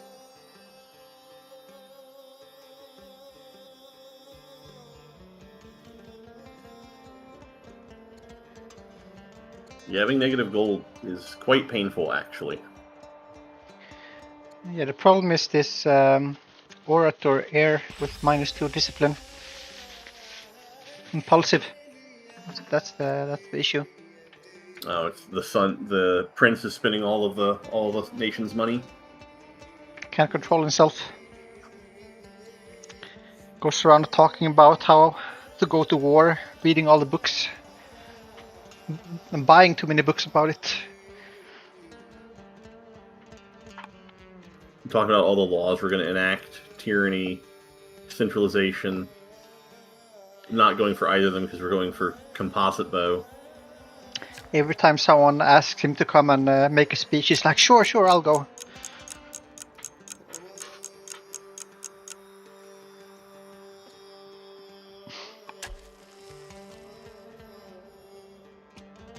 I mean, it also doesn't help that every single city is also at negative gold. I mean, there's no gold resources except for the spices. I mean, you could get the salt now in the new city site, but that's not much. No, Greece is so paranoid, he's just cutting these woods. He's traumatized. Tactician PTSD. Yeah, you say there's no gold resources, but meanwhile in UAG, we've got 2 cities at positive money. Yeah, it's the shrines and the horses without improvement. Maybe that's the play. You don't improve your horses and get the extra money. Well, actually, I think some of it is look at the difference in opinion between UAG and Greece politically. Yeah, that's probably a difference as well. Ignore the champion seat, the city or family for UAG, but the other two, they really love them.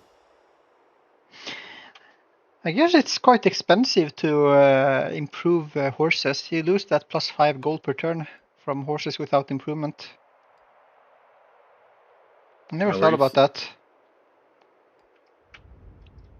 Oh yeah, because they give 5 gold a turn. So you actually lose money.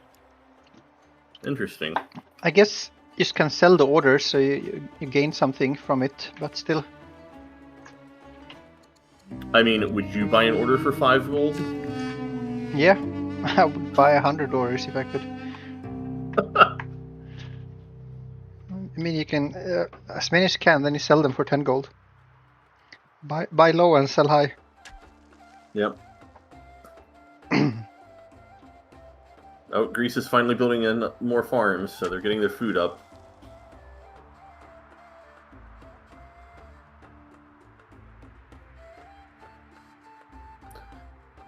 Yeah, it's like every turn they sell either all of their metal or all stone income. Sorry, what did you say? Every turn, Greece either sells all of their metal income or all of their stone income. Yeah, that sucks. They're not gaining much now. We're almost out of resources. Meanwhile, USA is almost swimming in money and iron. Oh my goodness, this champ seat in the for Greece though, 41 training. It can make a Blackroom in 2 turns. It can make a Spearman in 2 turns, a Hoplite in 3, and it doesn't have the resources to afford any of them. And meanwhile, you look at the other champ seat here on the other side with 5 pillaged improvements. And an angry family. Yeah, not fun. But they actually have the resources to make stuff. Now at 216 gold a turn is on UAG. Shopping all of the wood they can find.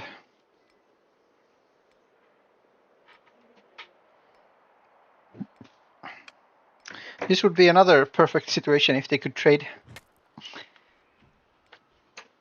Why? What? They're both going to need wood. Greece No, is I going mean for archery ranges. Greece has the production and Oh yeah, USA has the and resources. UAG actually has the resources.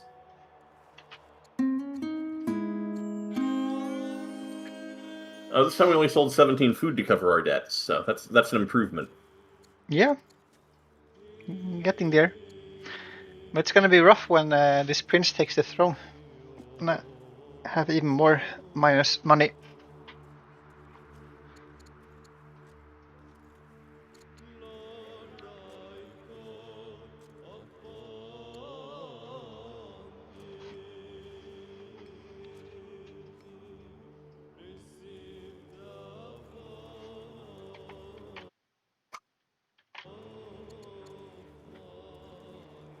Yeah, I think I wouldn't mind if you went for coinage actually.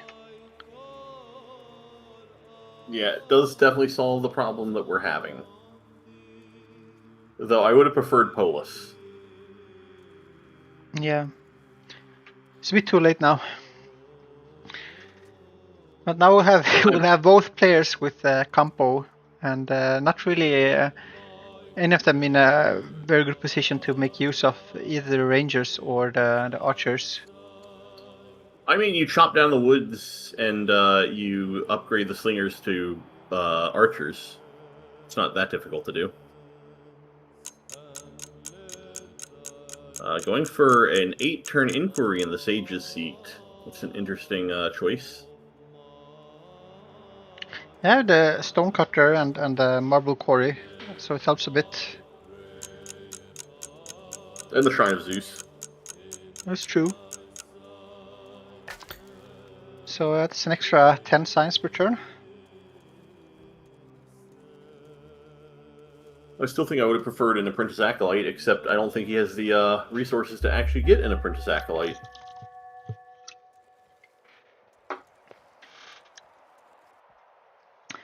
I'm betting that this will be like a 120 turn game. Oh god. You have another 7-8 part game. Yeah, I think it's not impossible. Although there's also the chance that Cliff might just start advancing around turn 8 or so with a bunch of Phalangites. Well, I don't know if Phalangites are going to be particularly a counter to UAG, because UAG is not going horsemen. They are going everything but horsemen. They are going archers.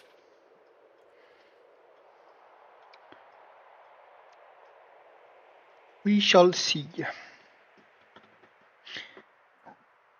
We see that one of the shrines being started now in the northern clerics city.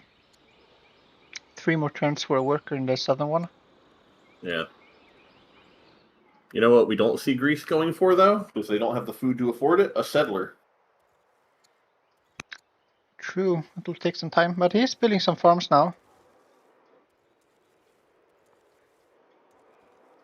Meanwhile, UAG's got their settler ready and going, but no sites cleared. He's actually building 5 farms right now in Greece. So yeah, he's working on it. The 5 farms and 2 farmers.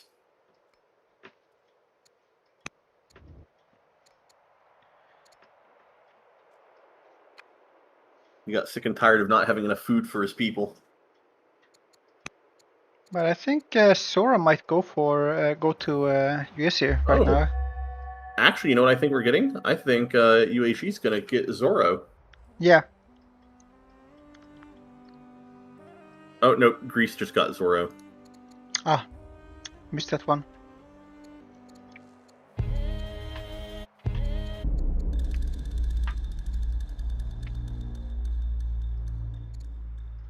But yeah, Cliff is ahead on the number of workers, and it feels like he's been a bit better at making sure that they keep working. Yep. Yeah, UAG misses Zoro by a single turn.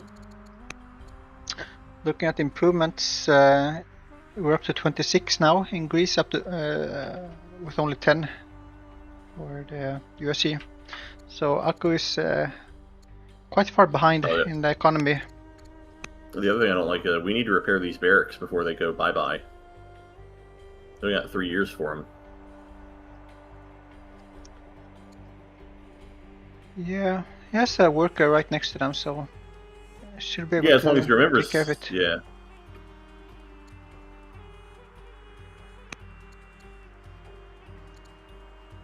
I think Cliff is feeling quite comfortable, still seeing us. He's much stronger and erudite. Yep. Neither player has a single ambition finished yet.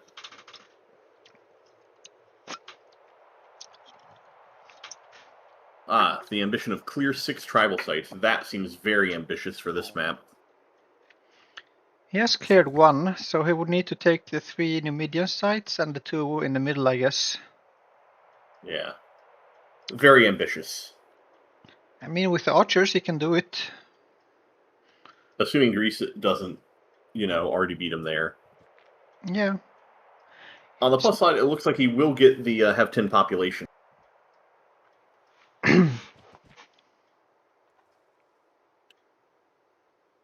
Yeah. I mean, it's not impossible, but the thing is, if he goes and tries to clear all these sites, I don't think he might have some trouble working all of his workers, and he needs more workers to catch up in improvements. I don't like this at all. Why are we building a second shrine in the championship? I guess it is, +1 level to ranged units, which is very nice when you're spamming a bunch of ranged units, but still. And it's very expensive when you're giving up having access to another monastery.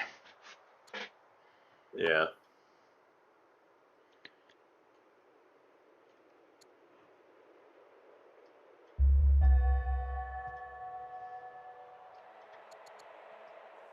Oh, and we're also making a fisher. Man, we're done.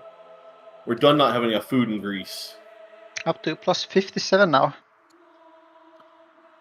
Still at minus 89 gold a turn, so we're actually selling 22 of that food to cover debts. Yeah, but it's the best resource to sell right now. Yep. Too bad he doesn't have landowners. And he has marked sovereignty, so he could get administration next. There's a really nice granary position right next to those 2 wheat farms. Yeah, he's already made the granary circle. Yeah. And we'll see a spearman. I don't remember him taking phalanx, but yeah, he has it. Yeah, he's got it.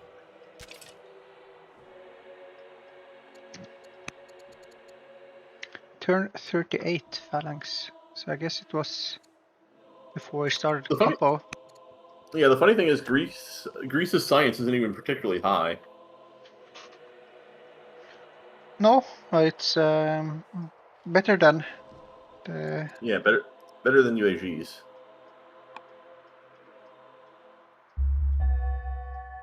Actually, UAG is pretty close to having fully caught up in science. Yeah, very close. Just finished that Hindu monastery in the cleric's seat.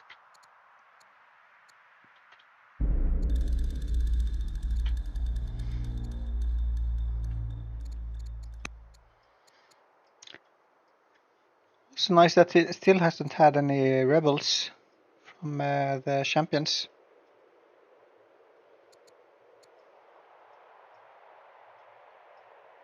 He's not running freedom either, so he's really just kind of got a little bit lucky.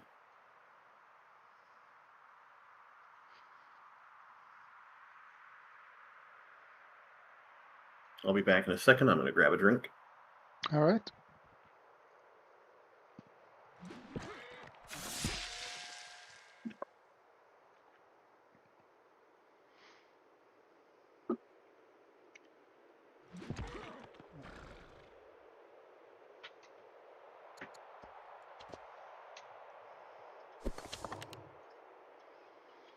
All right, so that's another tribal site cleared.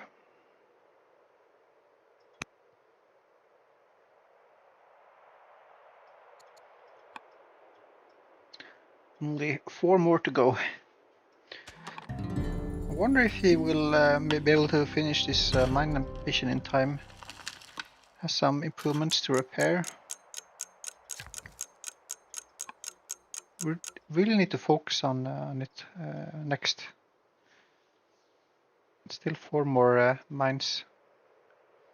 I guess he has time. He has like get all of his workers moving, working on mines, but still, don't want to miss that one.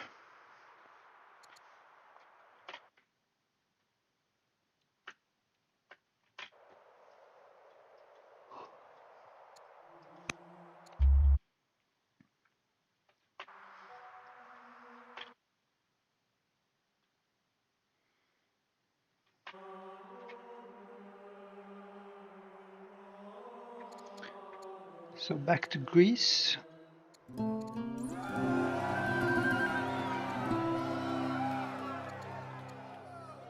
This scholar has been really nice.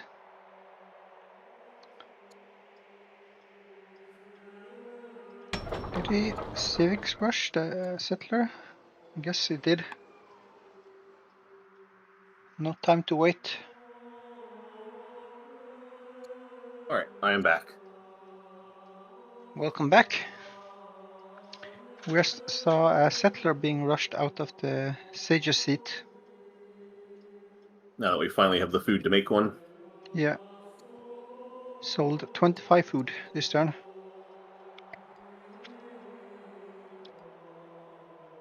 Yeah, coinage would have definitely been nice, especially since, I don't know if we're really going to have the wood to make use of archery. Another nice thing about the coinage improvements is that they don't have any upkeep. Yeah, it is very surprising to see both players go for this really long composite bow rush. Yeah, I mean, at this point, I wouldn't really say it's so much a rush as just a mid-game military grab.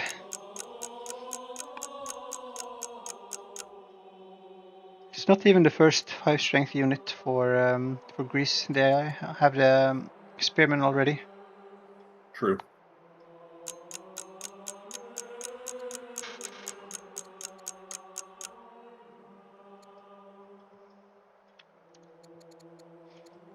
I don't think I've seen any roads being built yet.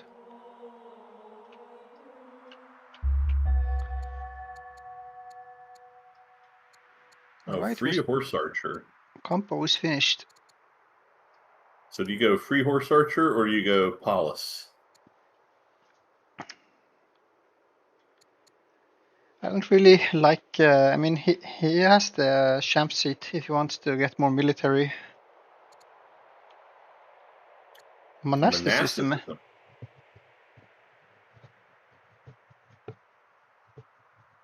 Interesting. Yeah. Well, it does give him no, actually, no, I like monasticism. It gives him polytheism, which is relevant because he built 2 shrines in his champ seat, so this will let him actually build the shrines in his cleric cities.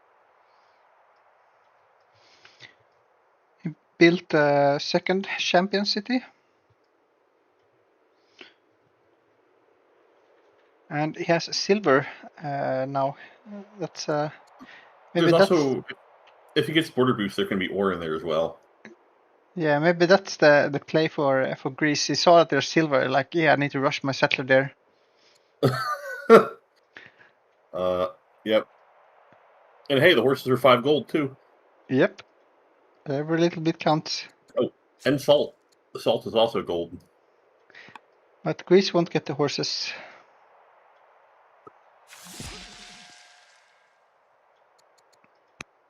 True, he'll just have the silver and salt. Yeah, no mines that- started yet. I really want to see some mines for the legacy. Or it's I don't too think we're late. getting that legacy. I don't think we're getting that legacy. He has the workers for it. I mean, he can wait a few more years and still finish it, but it's easy to be like one turn short if you don't think about it. Nope, we're going for a quarry instead. Yeah. Instead of preparing our sheep.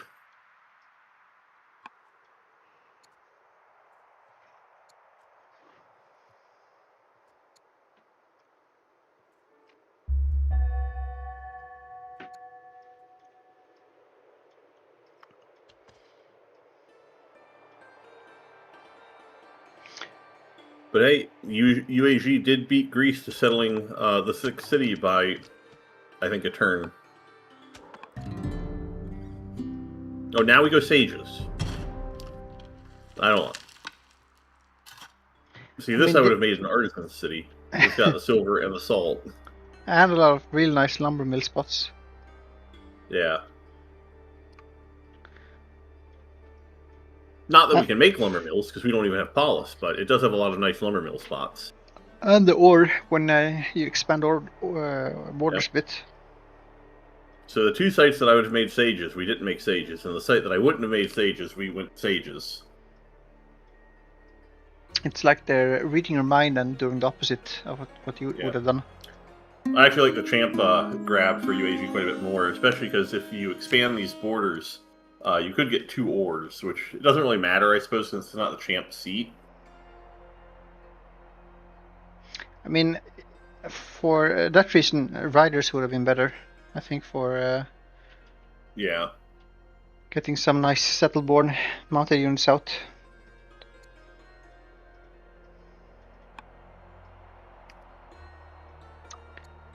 You're kind of getting to the point where steadfast is not really that useful anymore.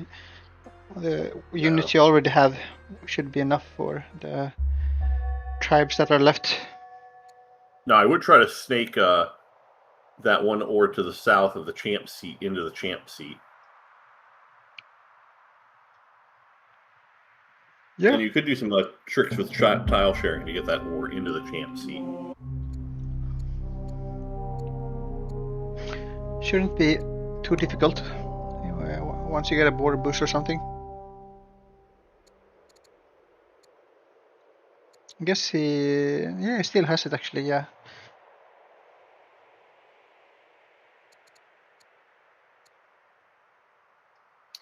Let's see, King Dowager has become endeared. A lot of idle workers. Yeah.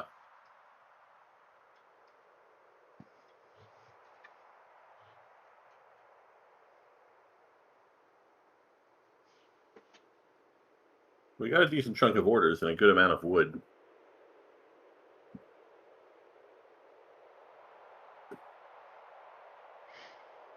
I don't know about making 2 settlers right now. That seems a bit excessive. He's a man with a plan.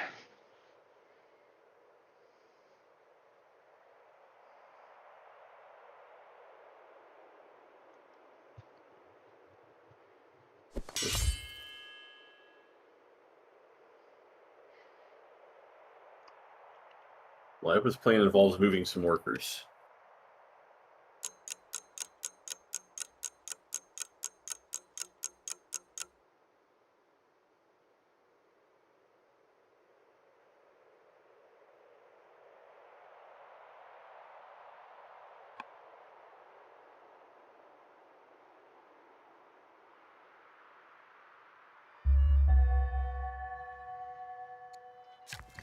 So he did not move a single worker. He's just doing it all on his opponent's turn. Hopefully. Does he have the orders for it? Oh yeah, he had like 12 orders left over. All right, now we see the mines coming out. Excellent. He managed to make use of every single one of them except the one Hindu Brahmin. And the Greece leader is doomed. So soon we will have that impulsive orator on the throne. It will be very interesting to see how the family opinions will be if he manages to get those extra orders from friendly cities. Well, given they're at +3, +57, and -20, generally assume probably not. Yeah. But he has quite nice pagan opinion, which will stay quite high even when the new leader comes in.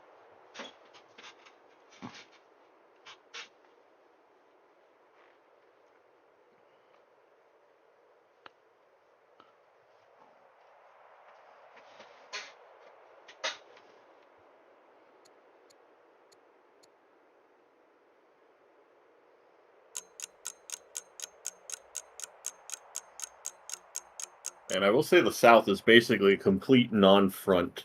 You put a city right in the middle, right behind that river. That's basically an impossible area to take.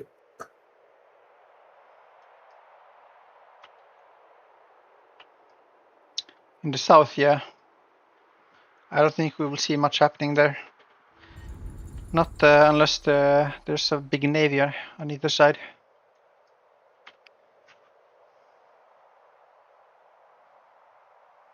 Not unless if one of them expands far enough and fast enough to get both of the sites down there, that could be a thing.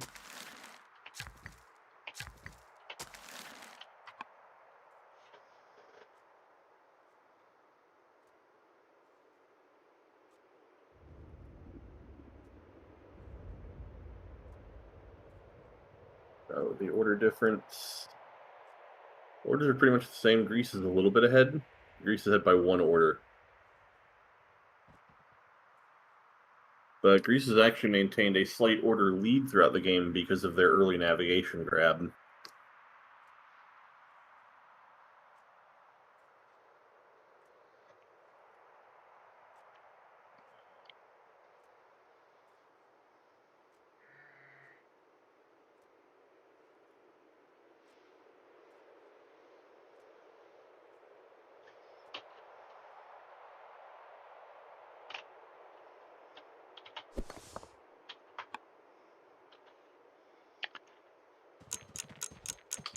Seem to have almost fixed that champion's opinion. Yeah, they also finally finished fixing the champion seat.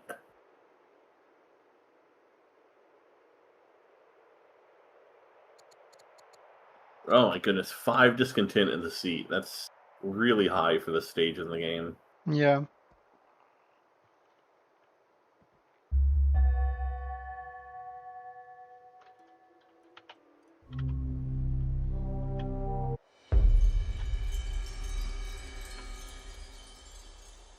Ooh, we could get 100 signs if he wants from the succession event.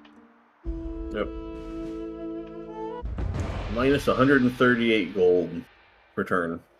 And he could get rid of impulsive.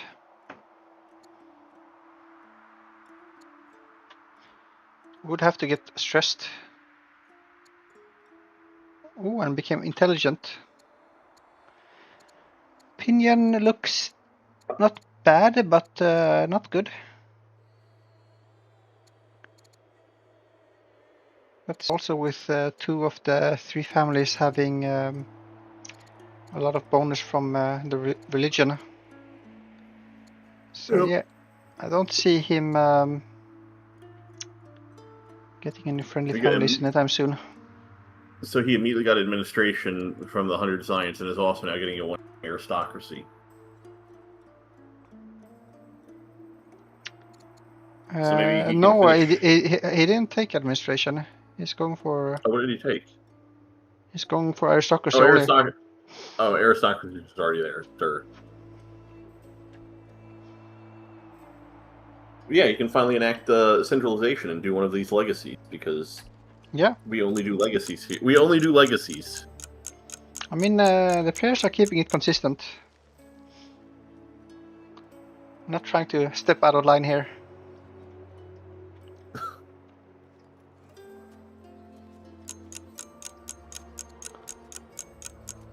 We have some builder governors if he wants to. I guess he wants to save the civics, but for the artisans could be interesting to.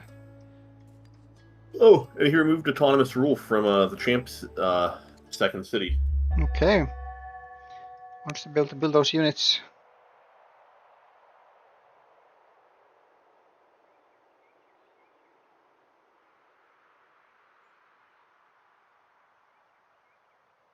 Paid function.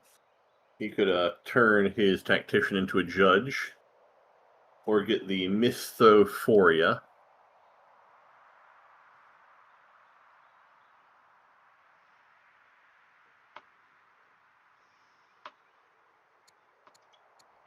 Sometimes it's nice just to get the extra orders from this. Oh, he can get up to +2 happiness levels in his champ city, or champ seat.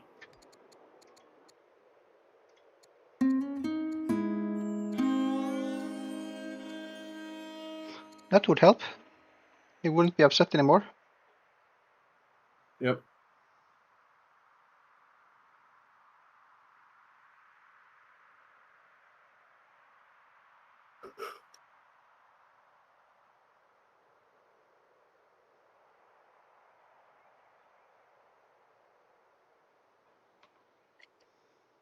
But he did not go for it. Instead, he went with getting a court minister. An intelligent schemer, not bad.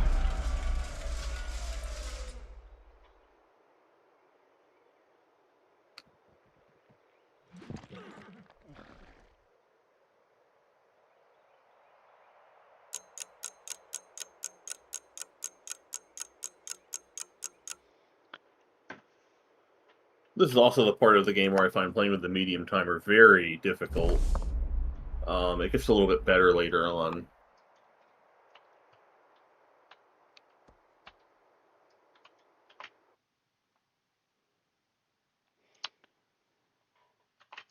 Hi Multan, I missed your question. You asked about the order difference. Yeah, it was about the same. Greece has a slight edge because of their early navigation. Yeah, but with the leader dying, they're behind now. Not having any cognomen. 39 legitimacy is real rough. It's going for citizenship over coinage. Do absolutely anything other than have a positive gold economy. I mean, when this work gets out, you can get that silver online. Will help a lot. And with 100 food per turn, it's not really a problem anymore. Yeah. I think the biggest issue is 44 legitimacy is very rough at this stage of the game. He bought 9 orders, or I mean, orders. What would that be? Like 4 times? 3 times. 3 times, yeah. So -9. That's still not a particularly high legitimacy. I've had games where I have like almost 200 legitimacy at this stage of the game. That is exceptionally high, though. Yeah, but 100 would not be exceptionally high, I feel. No, I think 100 is perfectly doable. It's a bit difficult maybe on like the second or third turn of a new ruler, though. You need a bit of time to get a cognomen. I mean, this legitimacy, to give you an idea, I was in a game with Sabretooth, and by turn 30, he had 5 different rulers due to crazy events, and he still had about the same amount of legitimacy. Yeah, it depends a lot on your ambitions as well and the events. Yeah. Well, this archer slaps these Numidian cavalry.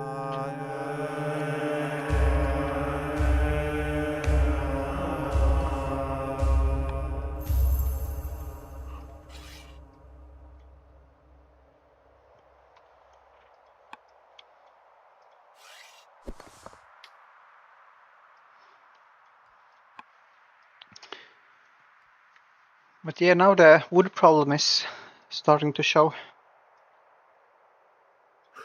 For who? Both? Mostly Kuesi now with the monsters out. And a few archers. I guess it's the only one, but he has another one coming out next turn. Yep.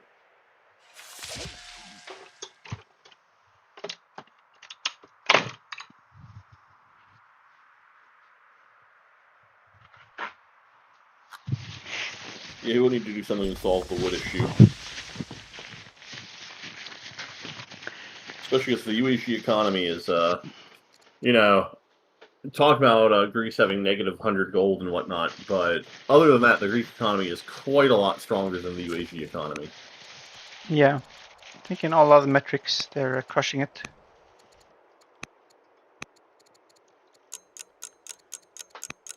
Looking at the improvements, it's double, so 40 against 21. Well, I think the big one is food. The metal and the stone is the slavery illusion. Why is it illusion? I mean, if he has to switch? Well, I say it's an illusion because if UHG gets slavery, then they'll have, an equal amount of metal and stone income in just one button click. Yeah.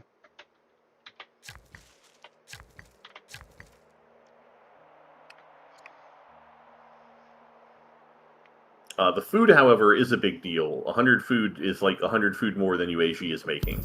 Yeah.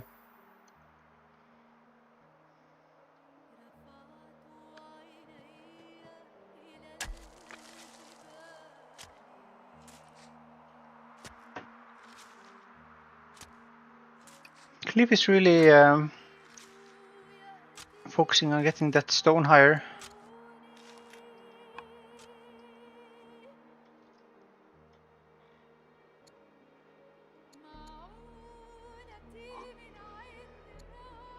So Inquiry coming out next turn. Yep. Get us a big chunk closer to citizenship.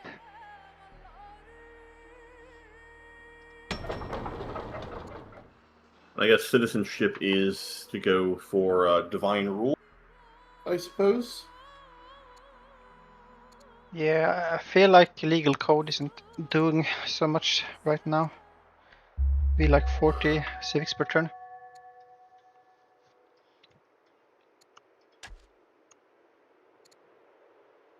So here's an opportunity to get some more legitimacy for Aku, plus 10 for taking on the tribal invasion, which he did. Oh boy, and this archer can just immediately upgrade to Horsebane. But you would be giving up Eagle Eye. Yeah, is that a tribal invasion from the Danes? Yeah. Oh, that's not great. That's not great because it's going to make it a lot easier for Greece to then step in and just take the Dane sites. Yeah. He did go for the Eagle Eye, which is very nice because he has Marksman. I don't respect Eagle Eye that much, in my opinion. I don't think it's that relevant. But Marksman is phenomenal.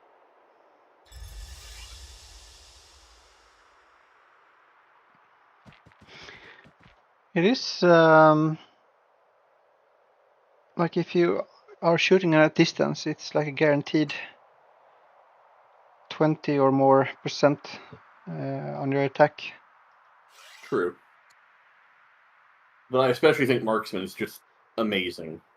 Yeah, for sure. You've been making good use of it in our game. Yes, my little archer onagers. Yep.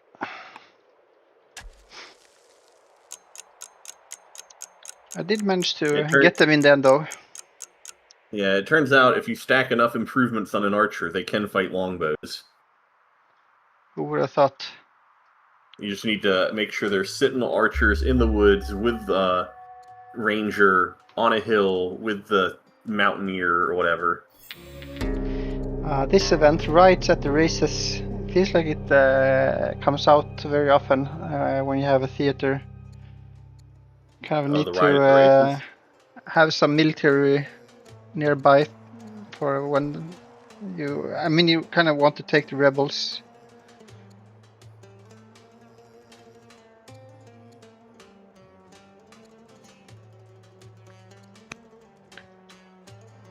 I mean, Greece has the military nearby. He's got 2 warriors right next door. With I mean, it's 2 slingers and one spear, so yeah, wouldn't be a problem. Two spearmen, actually. It's not a problem in that it spawns 2 archers. Yeah, that would suck. He did take the -3 legitimacy, though. Yep.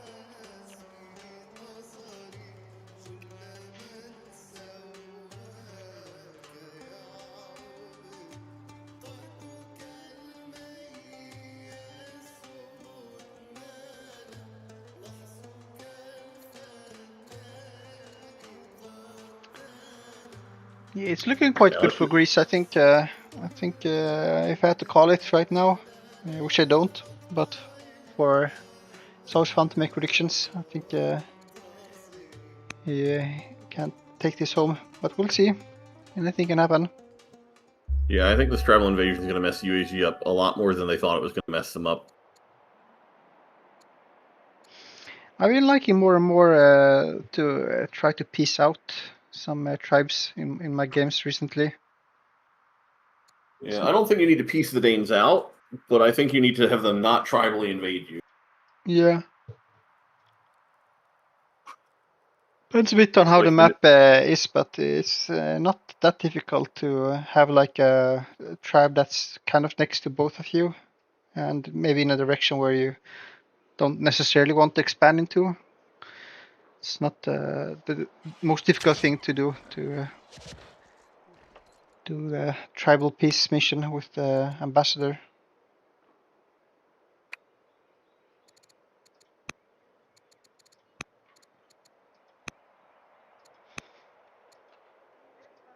Guess you can't look at it right now because he's at war with both of them. Need to be a truce. Well, it's like 200 training, I think it costs. Yeah.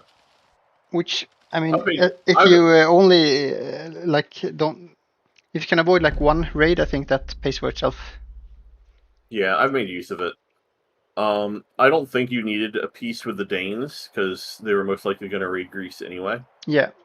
But the tribal invasion, I think, is going to be a bit of a disaster. I think this would not be the map for peace. On this map, it doesn't really matter. I really dislike what we're building in the second champ city of UAG. The militia? Yeah. That's not a good sign of the economy.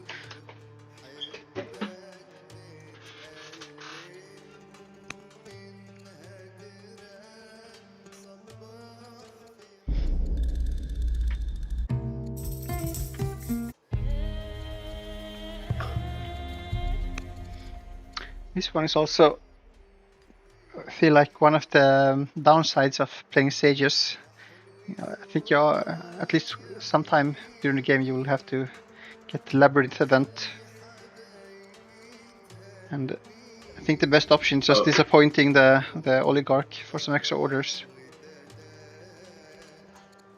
You don't like the Labyrinth? No. Why? It costs 1 order per turn. Yeah, it gives happiness and gives plus 20% training in the city. Yeah, but it's in a Sages city. Yeah, but you can still build barracks and you're still likely to build apprentice dudes in the Sages city. And I find it important in a lot of games to have a city with good training that you're not necessarily making units from, just for the global training pool. Yeah, I don't like it.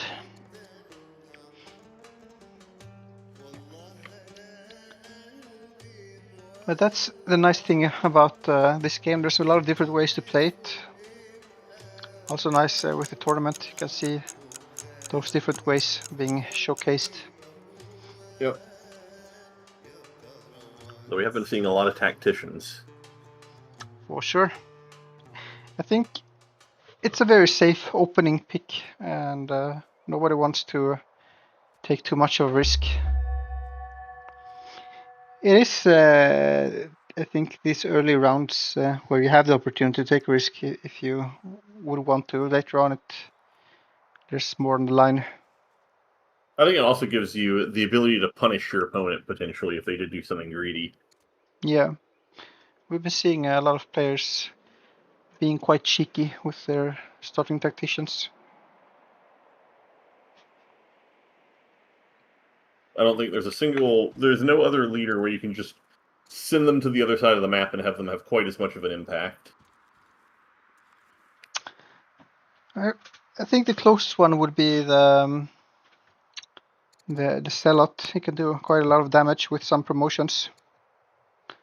Yeah. Oh, and we are failing that legacy. We're missing one mine. By one. That makes it... Honestly, I would have preferred us to just not build any mine. I mean, did he miscount or something? I don't know. That sucks. Speaking of... well, he moved away from the militia and it's not making it work. But see, if we had iron working, we have 800 iron. We could have made so many warriors. Yeah. Yeah. Just gonna sit there for a while, I think, until it gets like access or something.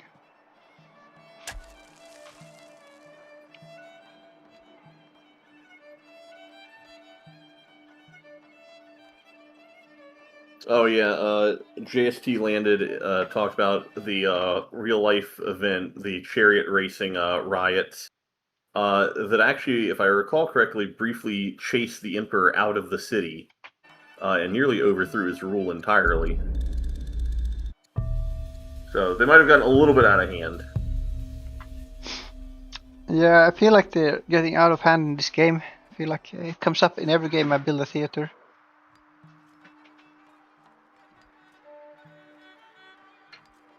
Well, you know, there is a solution to that, which is just never build theaters. Feels like you don't really need to nerf that line even more by adding a rough event to it. Yeah. Honestly, I almost never go through the drama arc line. And I certainly don't do it early. I think the only OP thing about it is in the certain games where Greece just gets architecture for free off sages in a map that's good for architecture. That can be a little bit ridiculous. Yeah. The game is not balanced around Greece having doctors turn like what, 20? It was a challenge map that Alcra set up a while ago, where the aim was like to tech all the science techs as fast as possible. I think it was like hydraulics, monasticism, land consolidation, portcullis, and scholarship.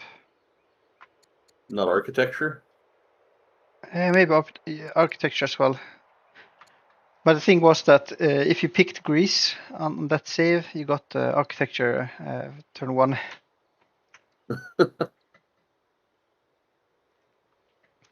So I think all of the best saves went Greece. Yeah, makes sense.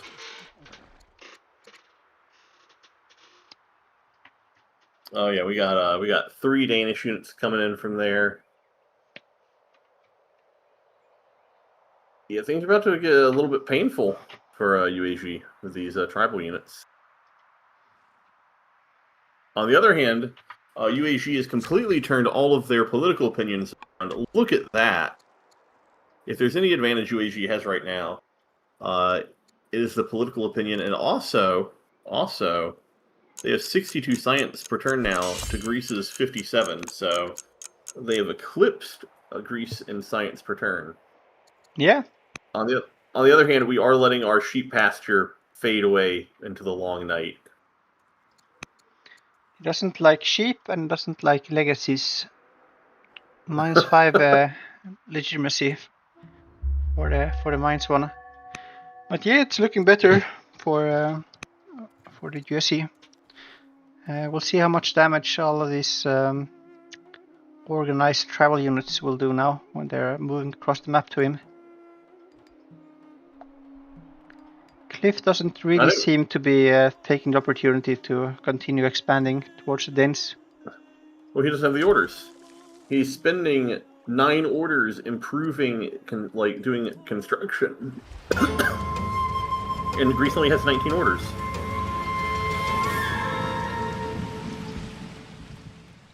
And very importantly, Greece doesn't know that he could maybe infer from like this Danish unit out in the middle of the boonies. But does Greece know that the Danes are tribally invading UAG?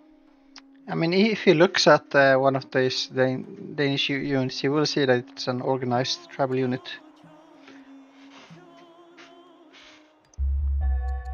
So maybe he's not looking, maybe he's. We'll see. Where does it say organized travel unit? So if you click on it, or hover your mouse across it, you can see it. Oh yeah, organized travel unit. Yep. It's reading. I certainly wouldn't check that, honestly. If I were to catch it, it'd be, oh, why is there a Danish unit out in the middle of freaking nowhere? Would be what clues me in. See, quite nice border boost being grabbed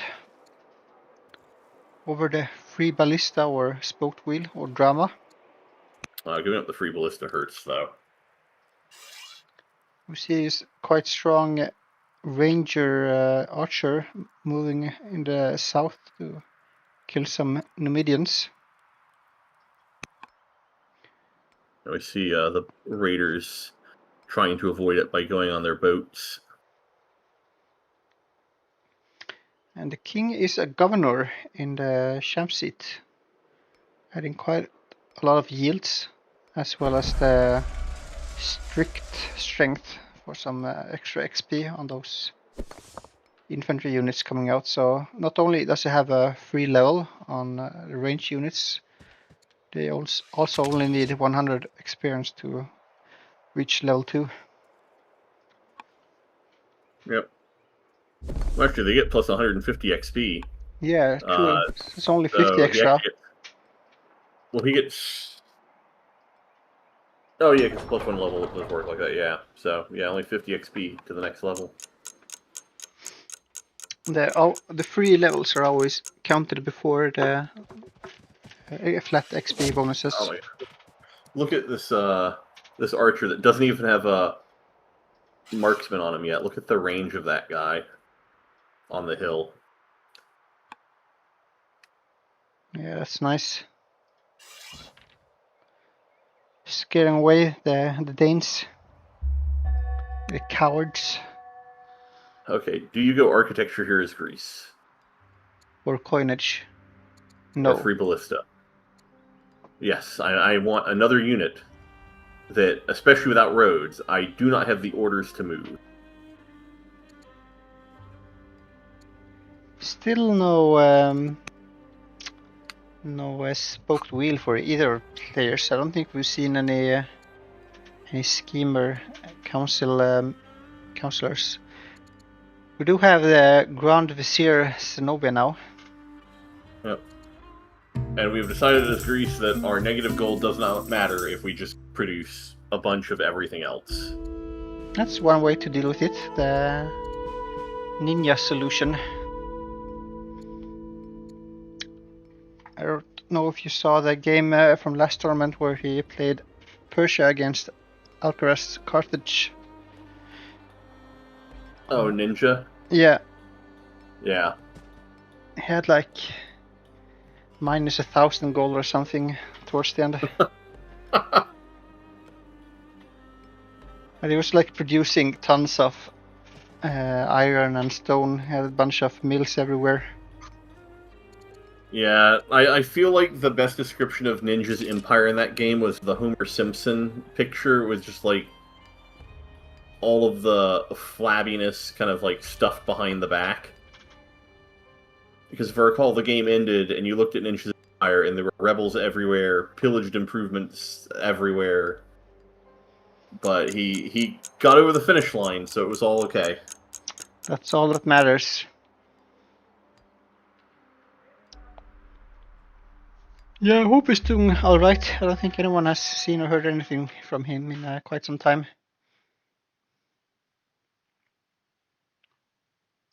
Ironworking? Ironworking. Please, ironworking.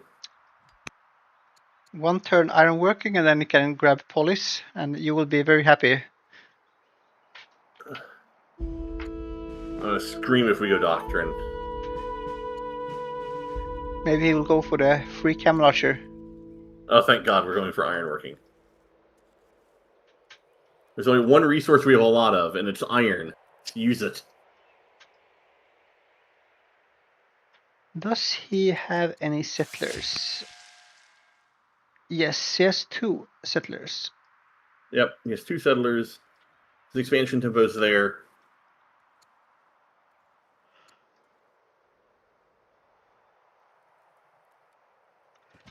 Feels like it's not impossible that he will manage to grab also the 2 central sites.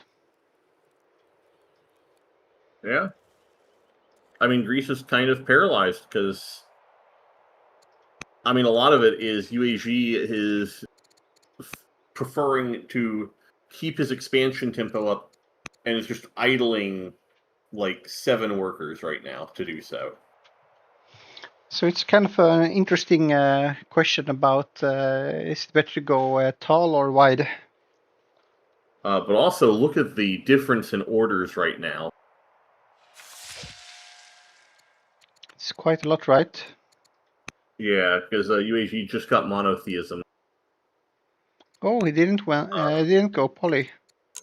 Yeah, he didn't go poly. Nice, so that's 5 extra orders. But it's a bit unfortunate that he won't be able to get those shrines out. Well, he only went with 3 cleric cities. He's only missing the Hindu religion in one of them. Yeah, and I guess now with monasticism we can build it in the other cities as well. Yep. Could grab legalism or some other theology and get even more yields from those monasteries. But yeah, 29 orders to 19 is pretty painful.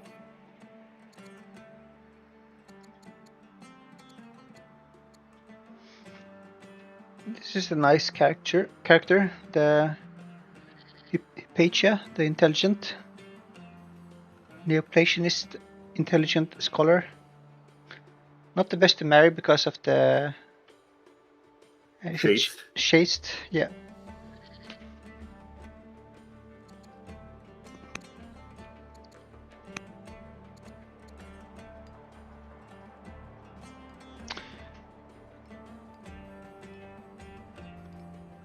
We're finally moving up a few military units for Greece.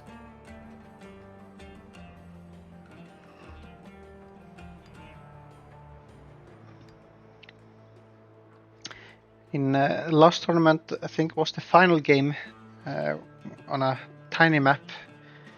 Cliff was playing Greece and was also not really expanding so fast. They had a very strong, tall core, but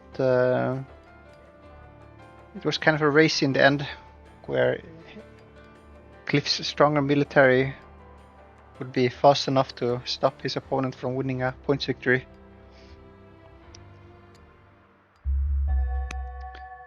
Depends a bit on how many wonders you grab. Nobody has grabbed any wonders so far. Nope. But they are all weak wonders, so they could go very quickly. Yeah. Or at least a lot of them are weak wonders. Not with this economy yet, but when they get a bit more stone income, for sure.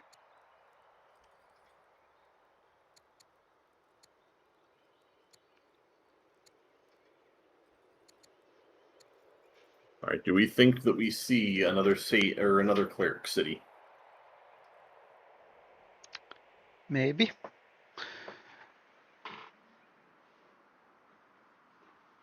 Oh, and you can research Paulus! Up to But 73 signs now. Yep. Like I said, the science is pretty neck and neck.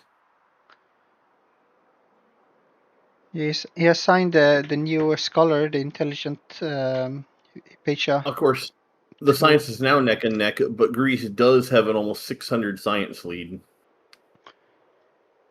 So she's giving 7 science a turn, being in that cleric's seat. And correct me if I'm wrong, but the science lead does not include the free tech granted by sages. Oh, actually, I don't know that. Maybe not. I think the free tech is counted for the comparison of if you're erudite or naive, things like that. No, but it's not calculated on the science production screen. Yeah, I think that's true. So the difference there is 600 science, and then if we also count for the free husbandry, that's another 160, so 760 science difference between the nations. Yeah. This early, that's quite a lot still. Where's this settler going? Going for the middle, for the Danish site. With all the marble. It's a really nice site. Oh, we are going for Paulus. As Praise the Lord.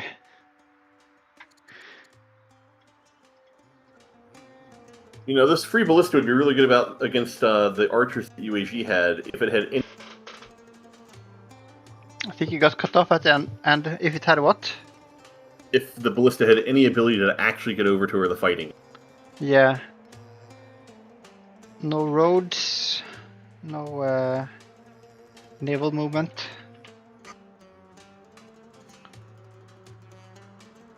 It'll take like 5 business days to get to the actual front line.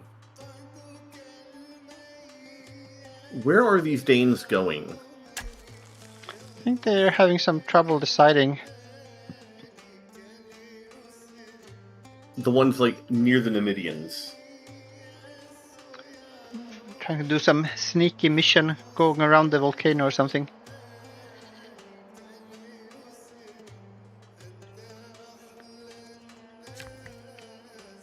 We see some strongholds coming up now for Greece. Maybe we will see some hoplites on the field soon.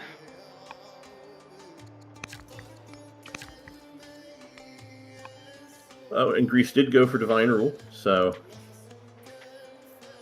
that helped their orders quite a bit.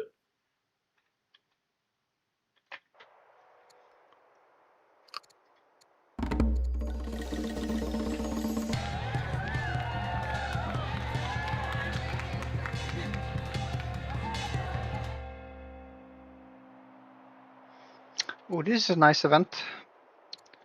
The power couple, plus 10 legitimacy.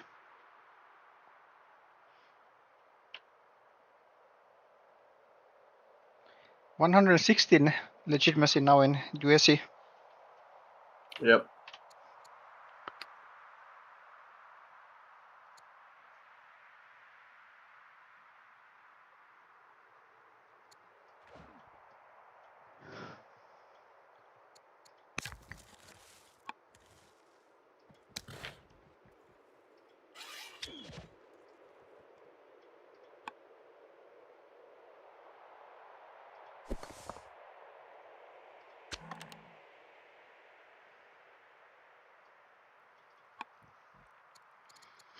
Yeah, things are looking very nice with all the positive opinion in the US Empire. 2 pleased wives, 3 friendly families. But it might be a bit more difficult now when this ill religion head of Judaism might kick the bucket.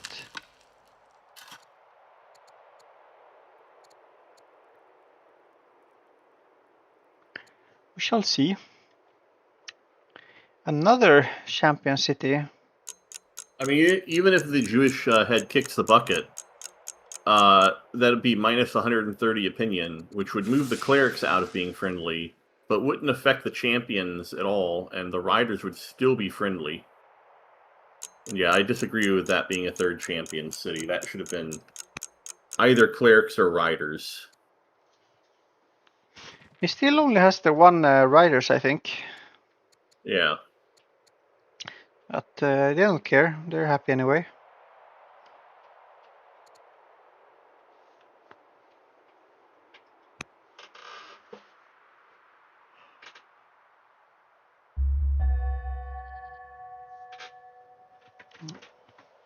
We might see mid-game push. 3 hoplites after finishing that ballista for Cliff.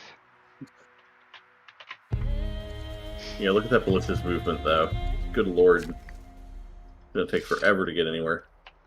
He does have labor force, so the question is if he will divert some orders to getting some roads out.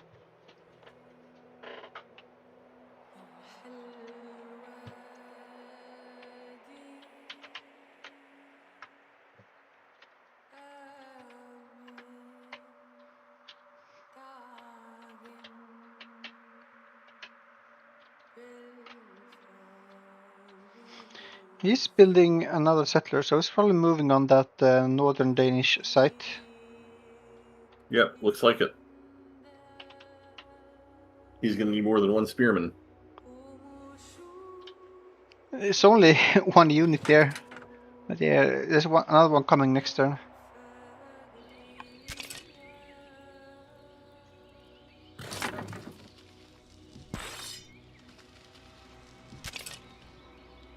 Well, I think just the one spearman and a warrior could do it if the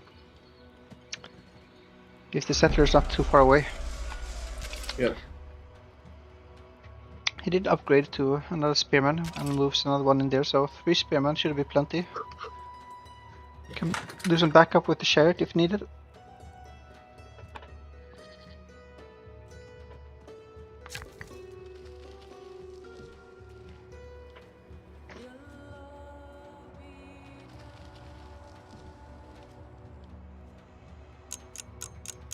I will take a short break. Be right back.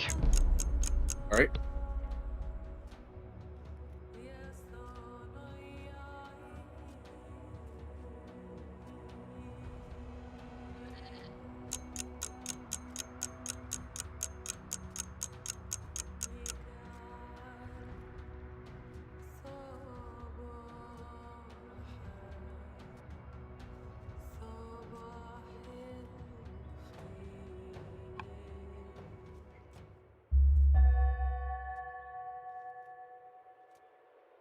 All right, we have labor force as an option.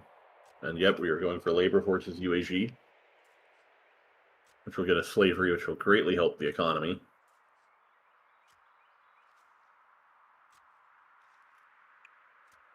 And we can clear this middle Danish site immediately, and it's got 3 marble nearby and 2 salt, which is really nice. Plus a lot of marble, good marble site or good stone sites near the mountains.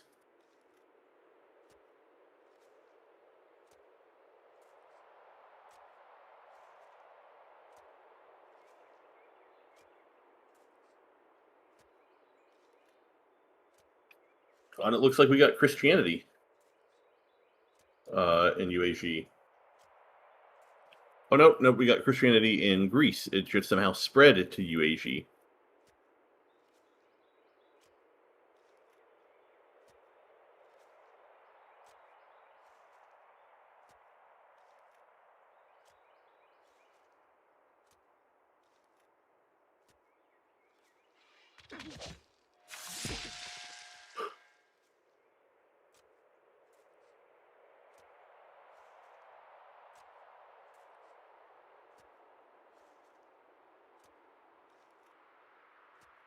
And are we going to move into the settler?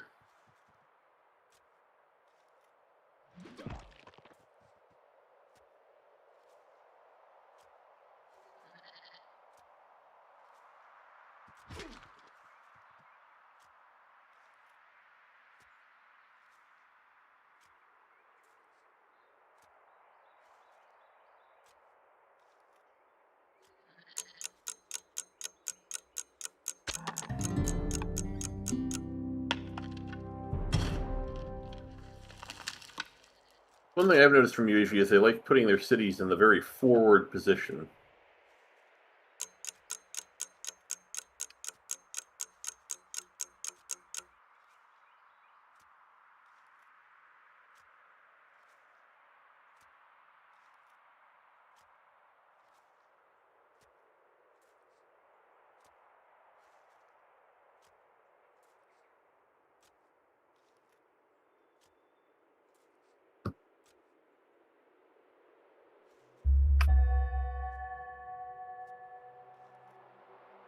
We are back to Greece.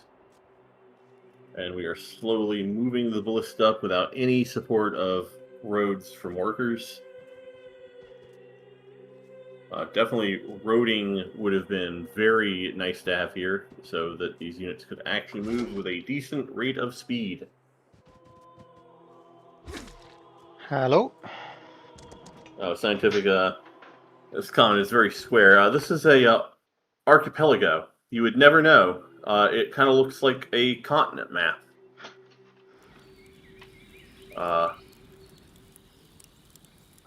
Kind of looks like a tiny, wide continent map, smaller.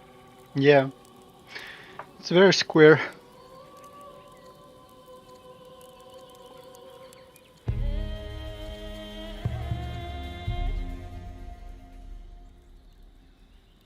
Seems we fixed the money problem now. Yeah. We have a 3 discipline air. That helps a bit. Oh, and we have friendly champions now. Well, we got to keep in mind, said heir is 41 years old, while we are 43, so I don't know how much of an heir that actually is. Yeah, but it helps with the champions being friendly now, so that's a few extra orders, 2 orders.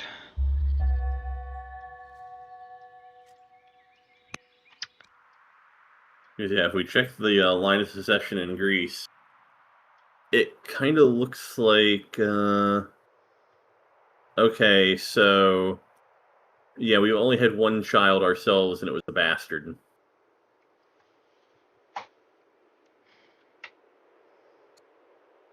And then our sister had 3 children, and the first one we left abandoned to the elements. Oh man, the USA Air is an ascetic, disappointed philosophy student. Man, it doesn't sound like anybody's having much luck with their heirs. No, not at all. The spouse, though, is pleased. Tactician.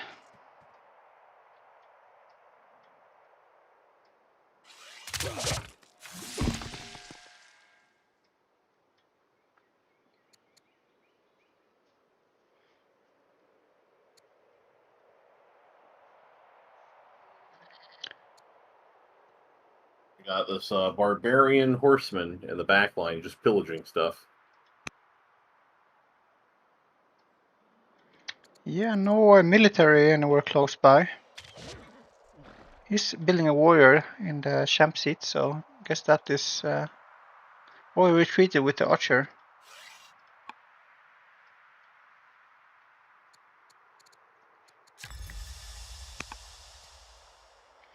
A bit better coverage now on the workers, not as many idle ones. Yep. But still quite far behind on number of improvements. 60 for CLIFF and only 36 for Aku. Legitimacy, however, is 68 versus 121. Yeah, that's a big difference. Oh, the boy. Well, I don't know if Greece is the ability to actually get his military to the front lines entirely. Greece does have more than twice the military of UAG.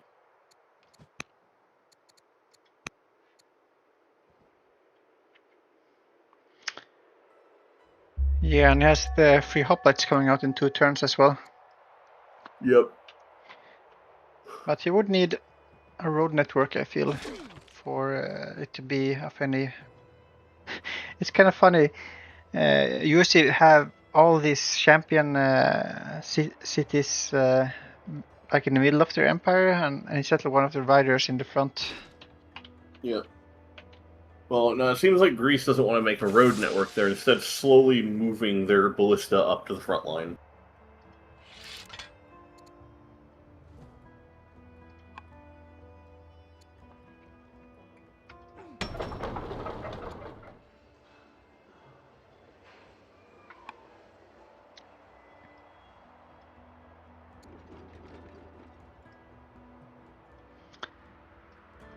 One hex at a time. Yep, nice and slow.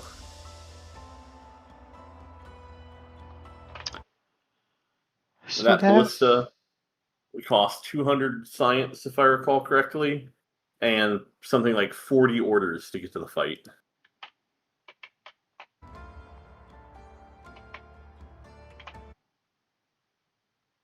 I'll be back in a second. All right.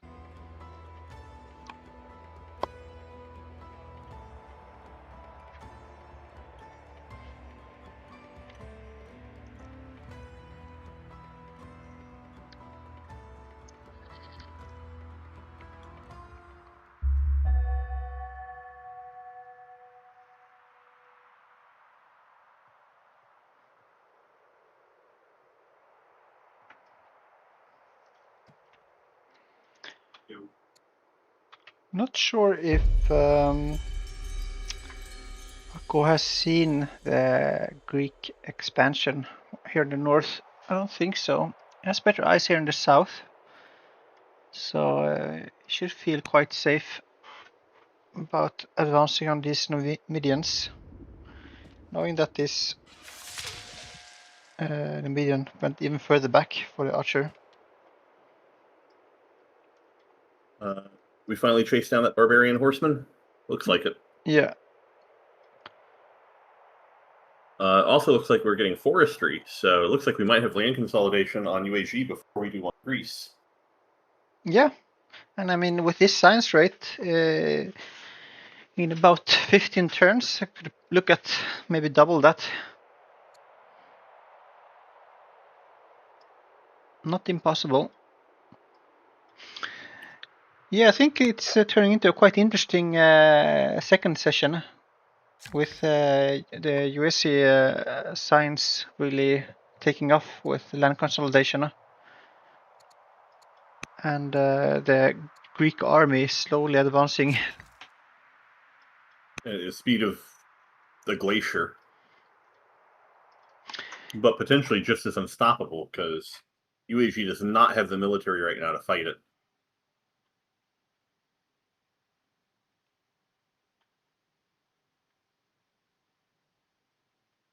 And we've got 3 champion cities and exactly 0 military units of relevance coming out of any of them.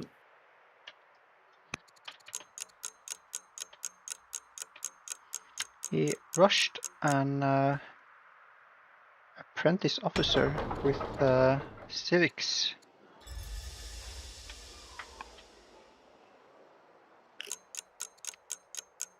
He still hasn't enacted either slavery or freedom. I'm not sure I agree with that choice. Definitely. Yeah, I definitely would want to see... I don't think freedom is good to enact at this point in the game. I wouldn't bother with freedom, but slavery would be very, very nice to have. Sure. I'd almost double his metal and stone income. So the 3 hoplites need a sliver more science. I hate it when that happens. Advance. The ballista. If we want to talk about... Yeah, if we want to talk about rounding errors... Ooh. We see the first wonder started in game, the 01 aqueduct in the champion city of Larissa. It's a very nice spot for it, though. It just sucks that it's not in a Sage's... Sages, yeah.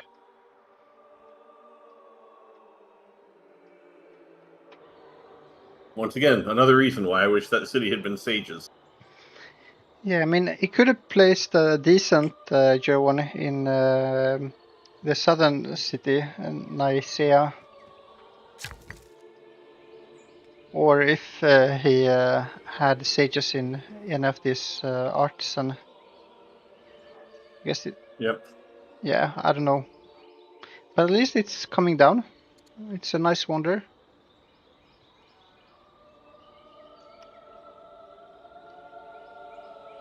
Will be 2 points that he will get and not his opponent. And there's even more food and science and growth. Even though he's already up to 5 citizens in that city. Yeah, we want some master or elder poets, I think, at this point.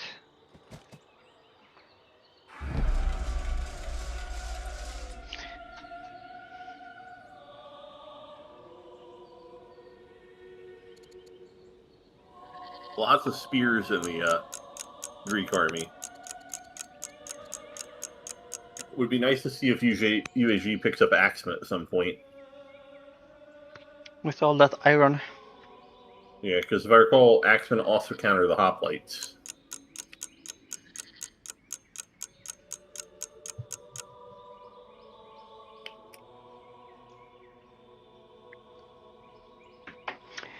And do a little bit extra, but I mean, it's still a 5 strength unit against a 6 strength, and with the bonus from being next to each other, it cancels out the axeman bonus.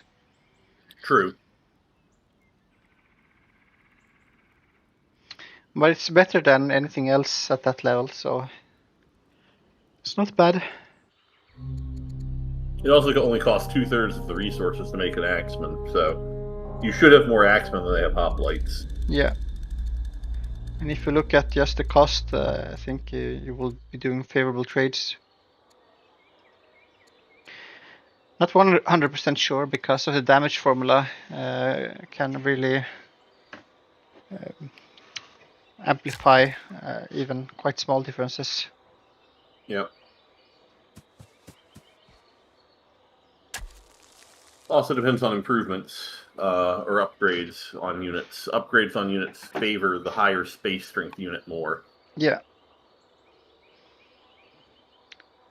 I feel like that's one of the reasons to have like the 8 strength units. Yeah. It's like upgrades on things like ballista and crossbows don't really matter nearly as much when they were already getting like 50 or 100% bonus strength anyway. Yeah. That might be something to think about if you're having a lot of training, like global training income or not. Yep.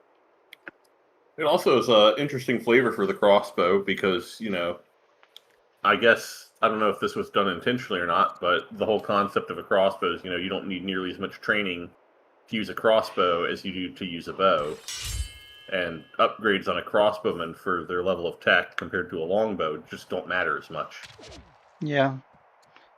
It really makes a big difference if you have a highly promoted longbow or not. Yep.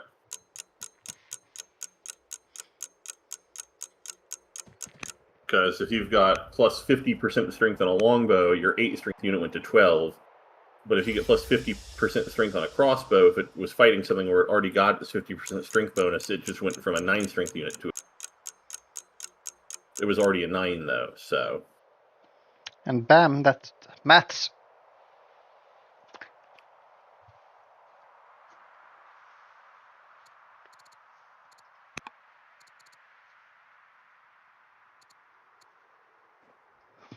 Some more monasteries coming out. Another one in the Sage's seat, the Christian one. I was going to say, do you think Greece starts something? But looking at the movement on their spearmen through this forested terrain, I think the answer is probably not.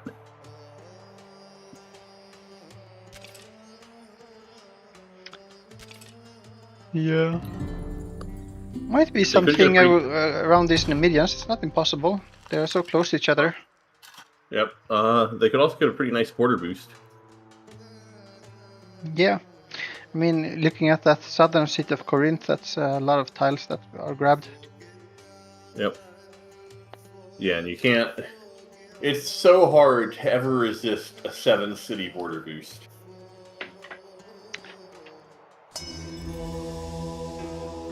Ooh, you can get a random technology from the strong culture level in Pella. Would become impious though. Still worth. Free techs are so strong. I mean, worst case scenario, he gets rhetoric, I think. The hoplites are finished now, and USC are now much weaker, so if he wants to fight in the middle, just needs to get his army there. Yes, that is the catch. He does need to get his army there. He has started moving the hoplites. Some decent promotions. You have the Fierce, for example. He did become impious, and he got Polis as a free tech. So that's not bad. You've been asking him to take that for like 50 turns or so. Yep. But just imagine, he could have gotten Scholarship as a free tech or something. Yeah, that would be probably the best grab at this moment.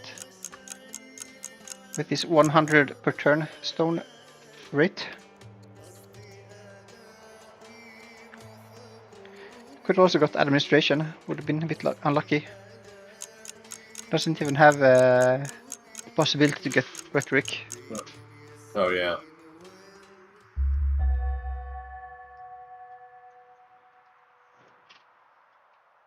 I wonder how scared Aku will play now. I mean, he probably sees that Greece is okay. It's back down to stronger now, but still, probably saw that it was much stronger second go. And he just finished a warrior. It's not like you're about to get some new military tech either. Yes, he can get some camels out with land consolidation, but it's not nice to run them against the hoplites. Yeah. No, he'd want steel. I'd almost swap out of forestry for steel right here. You don't want to continue down land consolidation? I mean, I do. I just feel you're in a position where you need to come to a choice. You do one of two things. You either accept that Saketa is going to get conquered by the Greeks, and continue down lane consolidation, and just accept, whatever, Greece can have the middle site. I don't need it to win. Or you go steel and prepare to defend, because you can make a bunch of axemen.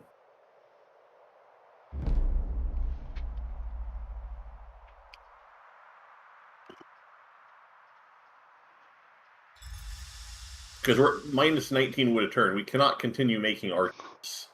No. I mean, you really want forestry, I think. I agree. I'd probably lean towards doing that and then just making, like, if Saketa falls, so be it.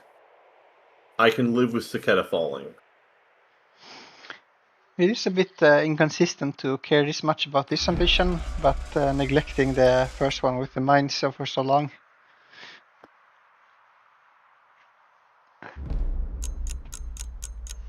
This one is like more difficult to complete, putting yourself in a bigger risk of having big losses if you end up in a battle with the Greeks.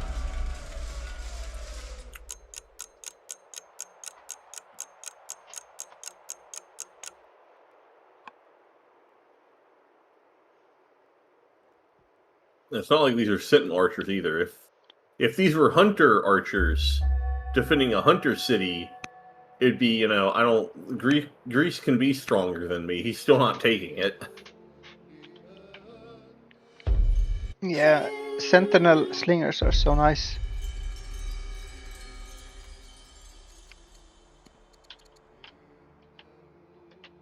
It's like, my goodness, you upgrade this one slinger that's got Highlander and Ranger to an archer. Yeah, that'll do a lot of work.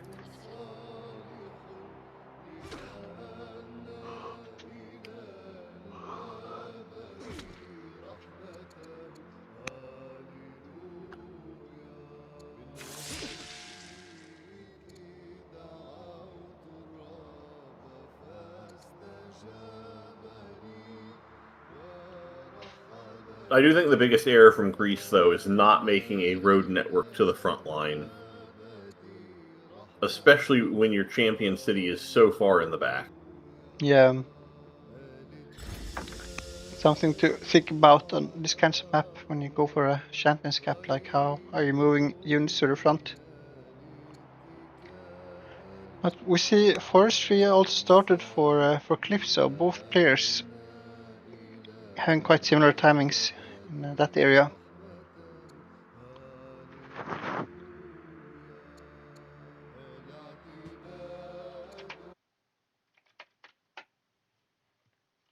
Well, I will say these spears are in for a rude awakening. They've come to UAG expecting to fight horsemen. There are no horsemen in UAG. Of course, fortunately for the Greeks, it's mostly because there's just no units in UAG. Yeah. Hello, Purple Bumos. How are you doing? We have Cliff's favorite Greece, as you see. And I think Greece it's enacted another ambition: control 2 wonders, one of which has to be strong. oh, that's interesting.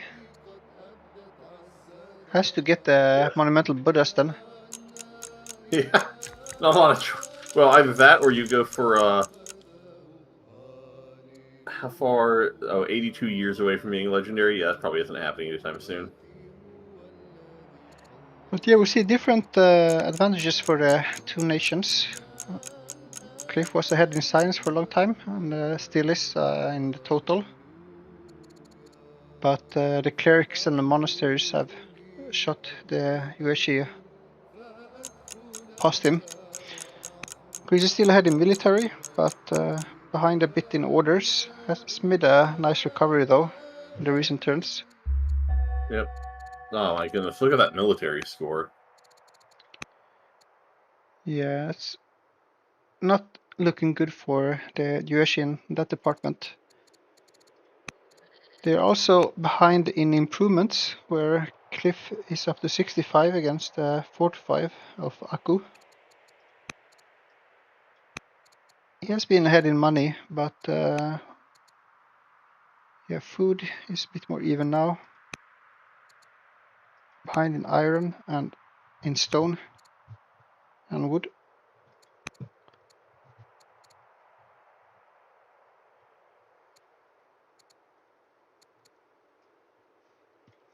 Some of that is from not having slavery enacted. I think they just enacted it. Nope, no, they still don't have slavery.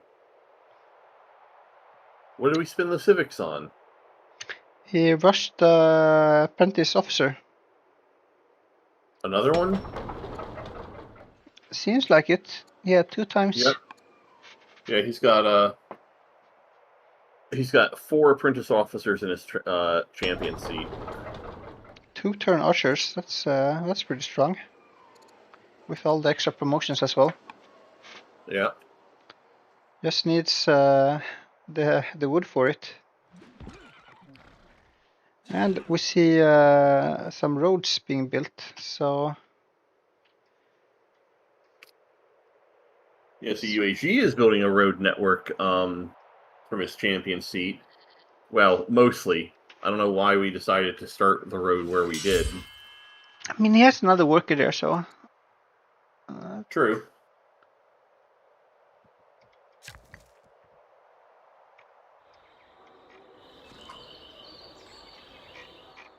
And we are getting forestry, so we'll soon be able to make these lumber mills. He has quite a lot of idle workers.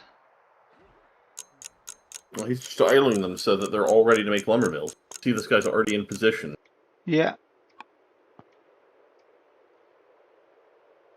This is nice when you're like really ready to take advantage of a new tech immediately when it lands.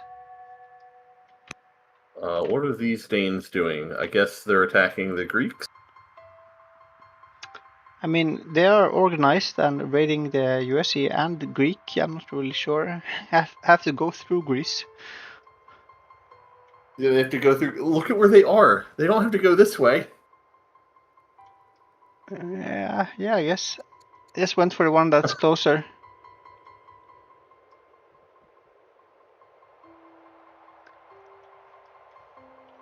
But there are no roads in Greece yet.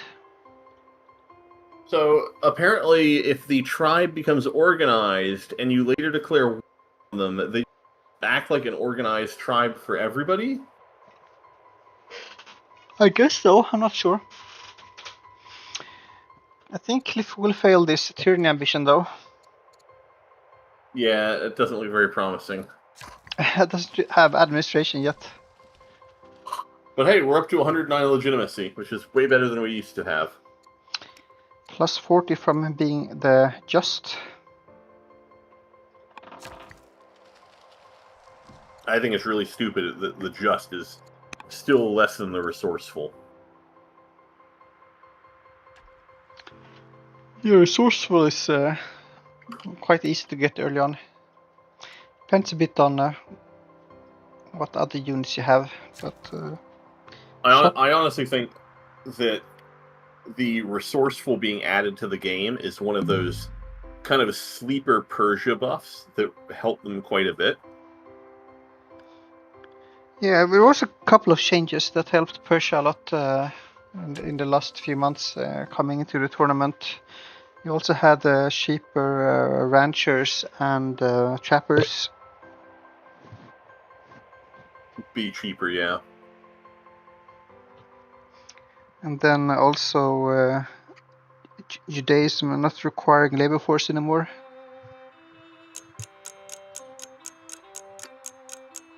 Also, continual nerfs to the bottom of the tech tree. And machinery and hydraulics and windlass all getting nerfed. I mean, I'm not sure if that was like a buff to Persia. I think Persia was quite happy to go that path of the tech tree as well. I mean, they were happy to do it. They just weren't quite as good at it as other nations.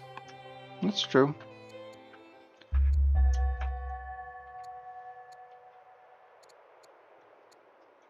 Like, Persia generally wasn't going to beat Carthage or Babylon to machinery, for instance. No. I don't think they had to. I mean, they had other advantages. Yeah. What do you go here as UAG? I think you just grab admin. Just admin for the cycle? I think it's either that or navigation. Of course, we still haven't even enacted slavery! You cycle with admin, get your land consolidation, and then you can get navigation after that, or steal. I think you go navigation. It'll get you your 4... Well, I guess your unique unit is pretty awful against the composition that Greece has arranged. Yeah. Like, truly, truly awful. I mean, the only thing with the land consolidation is that the camel archers are at least ranged. There are some area tiles in the central north part of the map. But you know what would have helped a ton versus this Greek composition? The free ballista. Yeah. Yeah, the free ballista we decided not to grab. Can be a bit tricky to protect just the one ballista, but yeah, it's nice to have. No, it's not. You shove the ballista in the city center itself.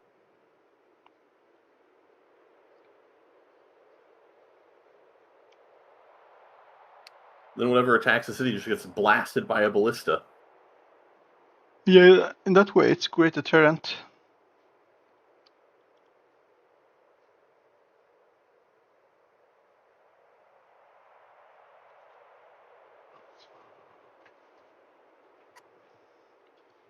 Oh, yep, we are building a fort in Saketa now.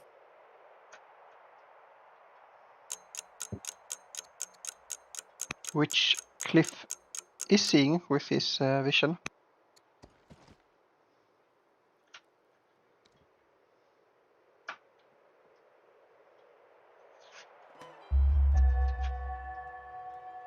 But I'm not sure if he's in a position to do anything about it yet.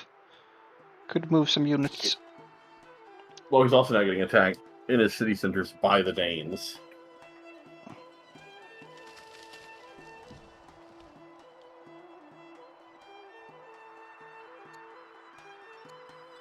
your opponent gets a tribal invasion going against them. You later declare war against the tribe. Get griefed because they're organized now.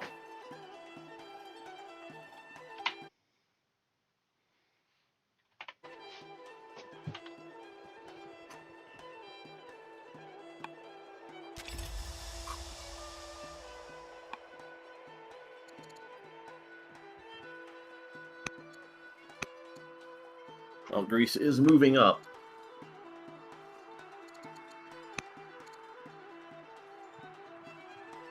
Looks like they want to contest the median site. Yes, a settler ready.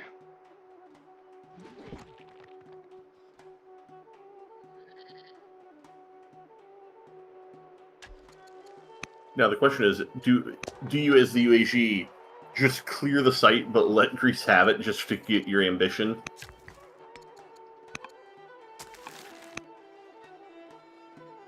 Not impossible. The settler is very far away though. It's in the most southwest city of Corinth. I'm sure it'll be able to get there pretty quickly on this Greek road network, right? Yeah, exactly.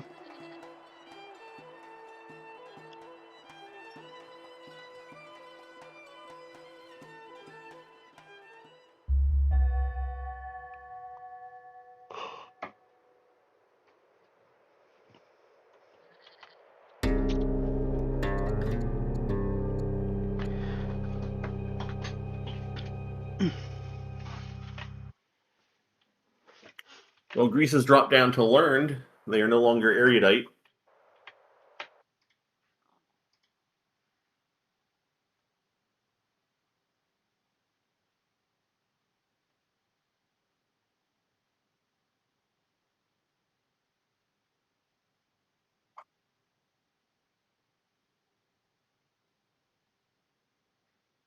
Purple Boomoo says a question. Do we know if the organized trade force intended or it applies to both players? Making a tribal guide seems important. Yeah, I don't know. I'm not sure how that works necessarily. I mean, they're an organized tribal unit. I don't know if it differentiates that they're only an organized tribal unit specific opponent.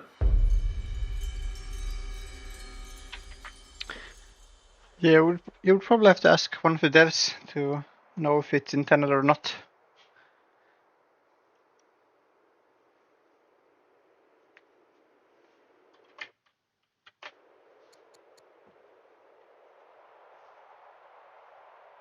Another But it fort. certainly would be annoying if you were at war with a tribe and somebody else got a tribal invasion event going on the tribally.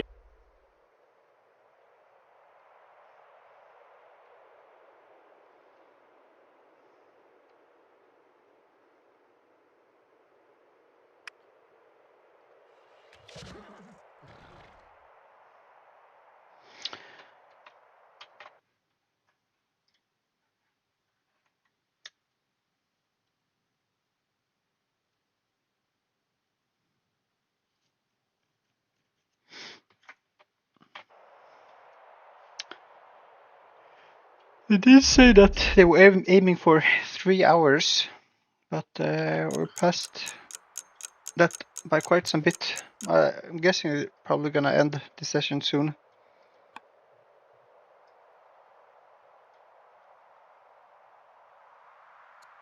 And even this archer on a hill with Highlander and Ranger still gets slapped for like 5 damage by these hoplites. And that's not even when they are next to each other. Yep.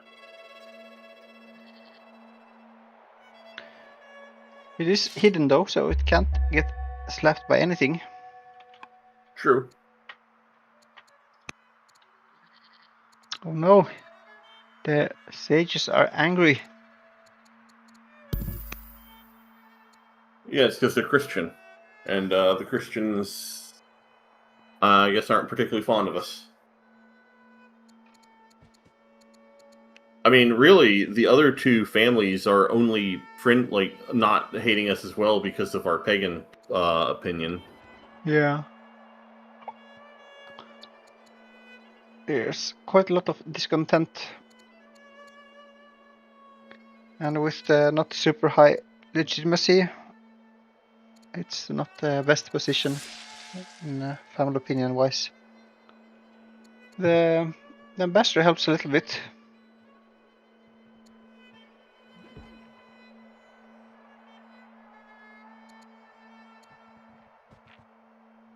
He also has salt if he wants to send that to the sages. That would also help.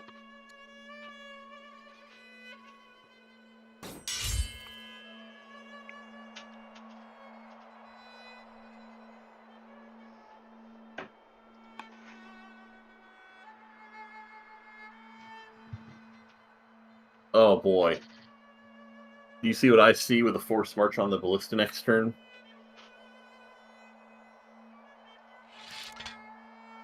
Look at that line of archers that can just get gunned down by the ballista. A bit of unfortunate timing with the upgrade.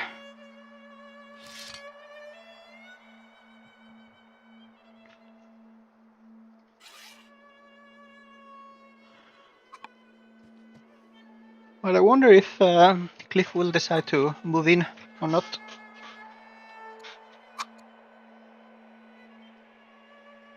And I guess now it's standing in a fort, so it will be revealed anyway. Yep. Oh, that is true, actually. If you have your ballista go there and fire, it does damage in a line, but does it do damage to hidden unit? I'm not sure. I think it does.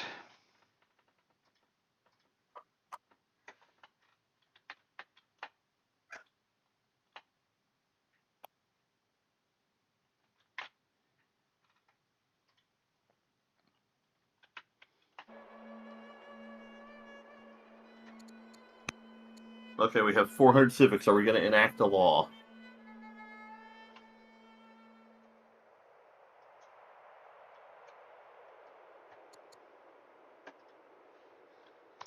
The big question. Building walls now in Saketa. I don't hate that.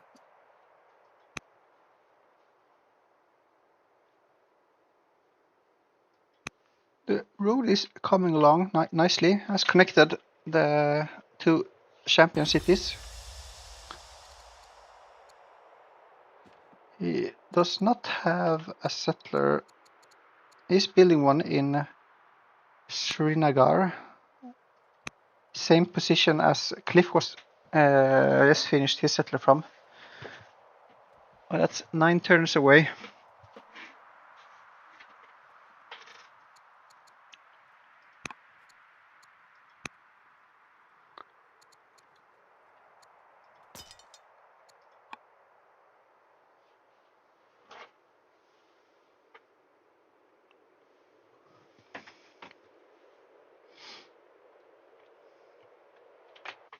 We're making another archer in the champ seat. Minus 24 wood per turn. However, we are making 1, 2, 3, 4, at least 4 lumber mills. 5. 5 lumber mills all next to a river, so we should be getting 40 extra wood per turn next turn. Yeah, that will help a lot. I'm not sure I like the start of the USA with the harass with the tactician. I'm not sure how much it really did. Feels like it slowed down his own development quite a lot. But it feels like he's really getting things together now in the mid game. Getting the monasteries online now with the lumber mills. And even though it could feel like a bit of a waste to have 2 shrines in the champion seat, being able to pump out 2-turn archers with the free level and 150 XP, it's really strong.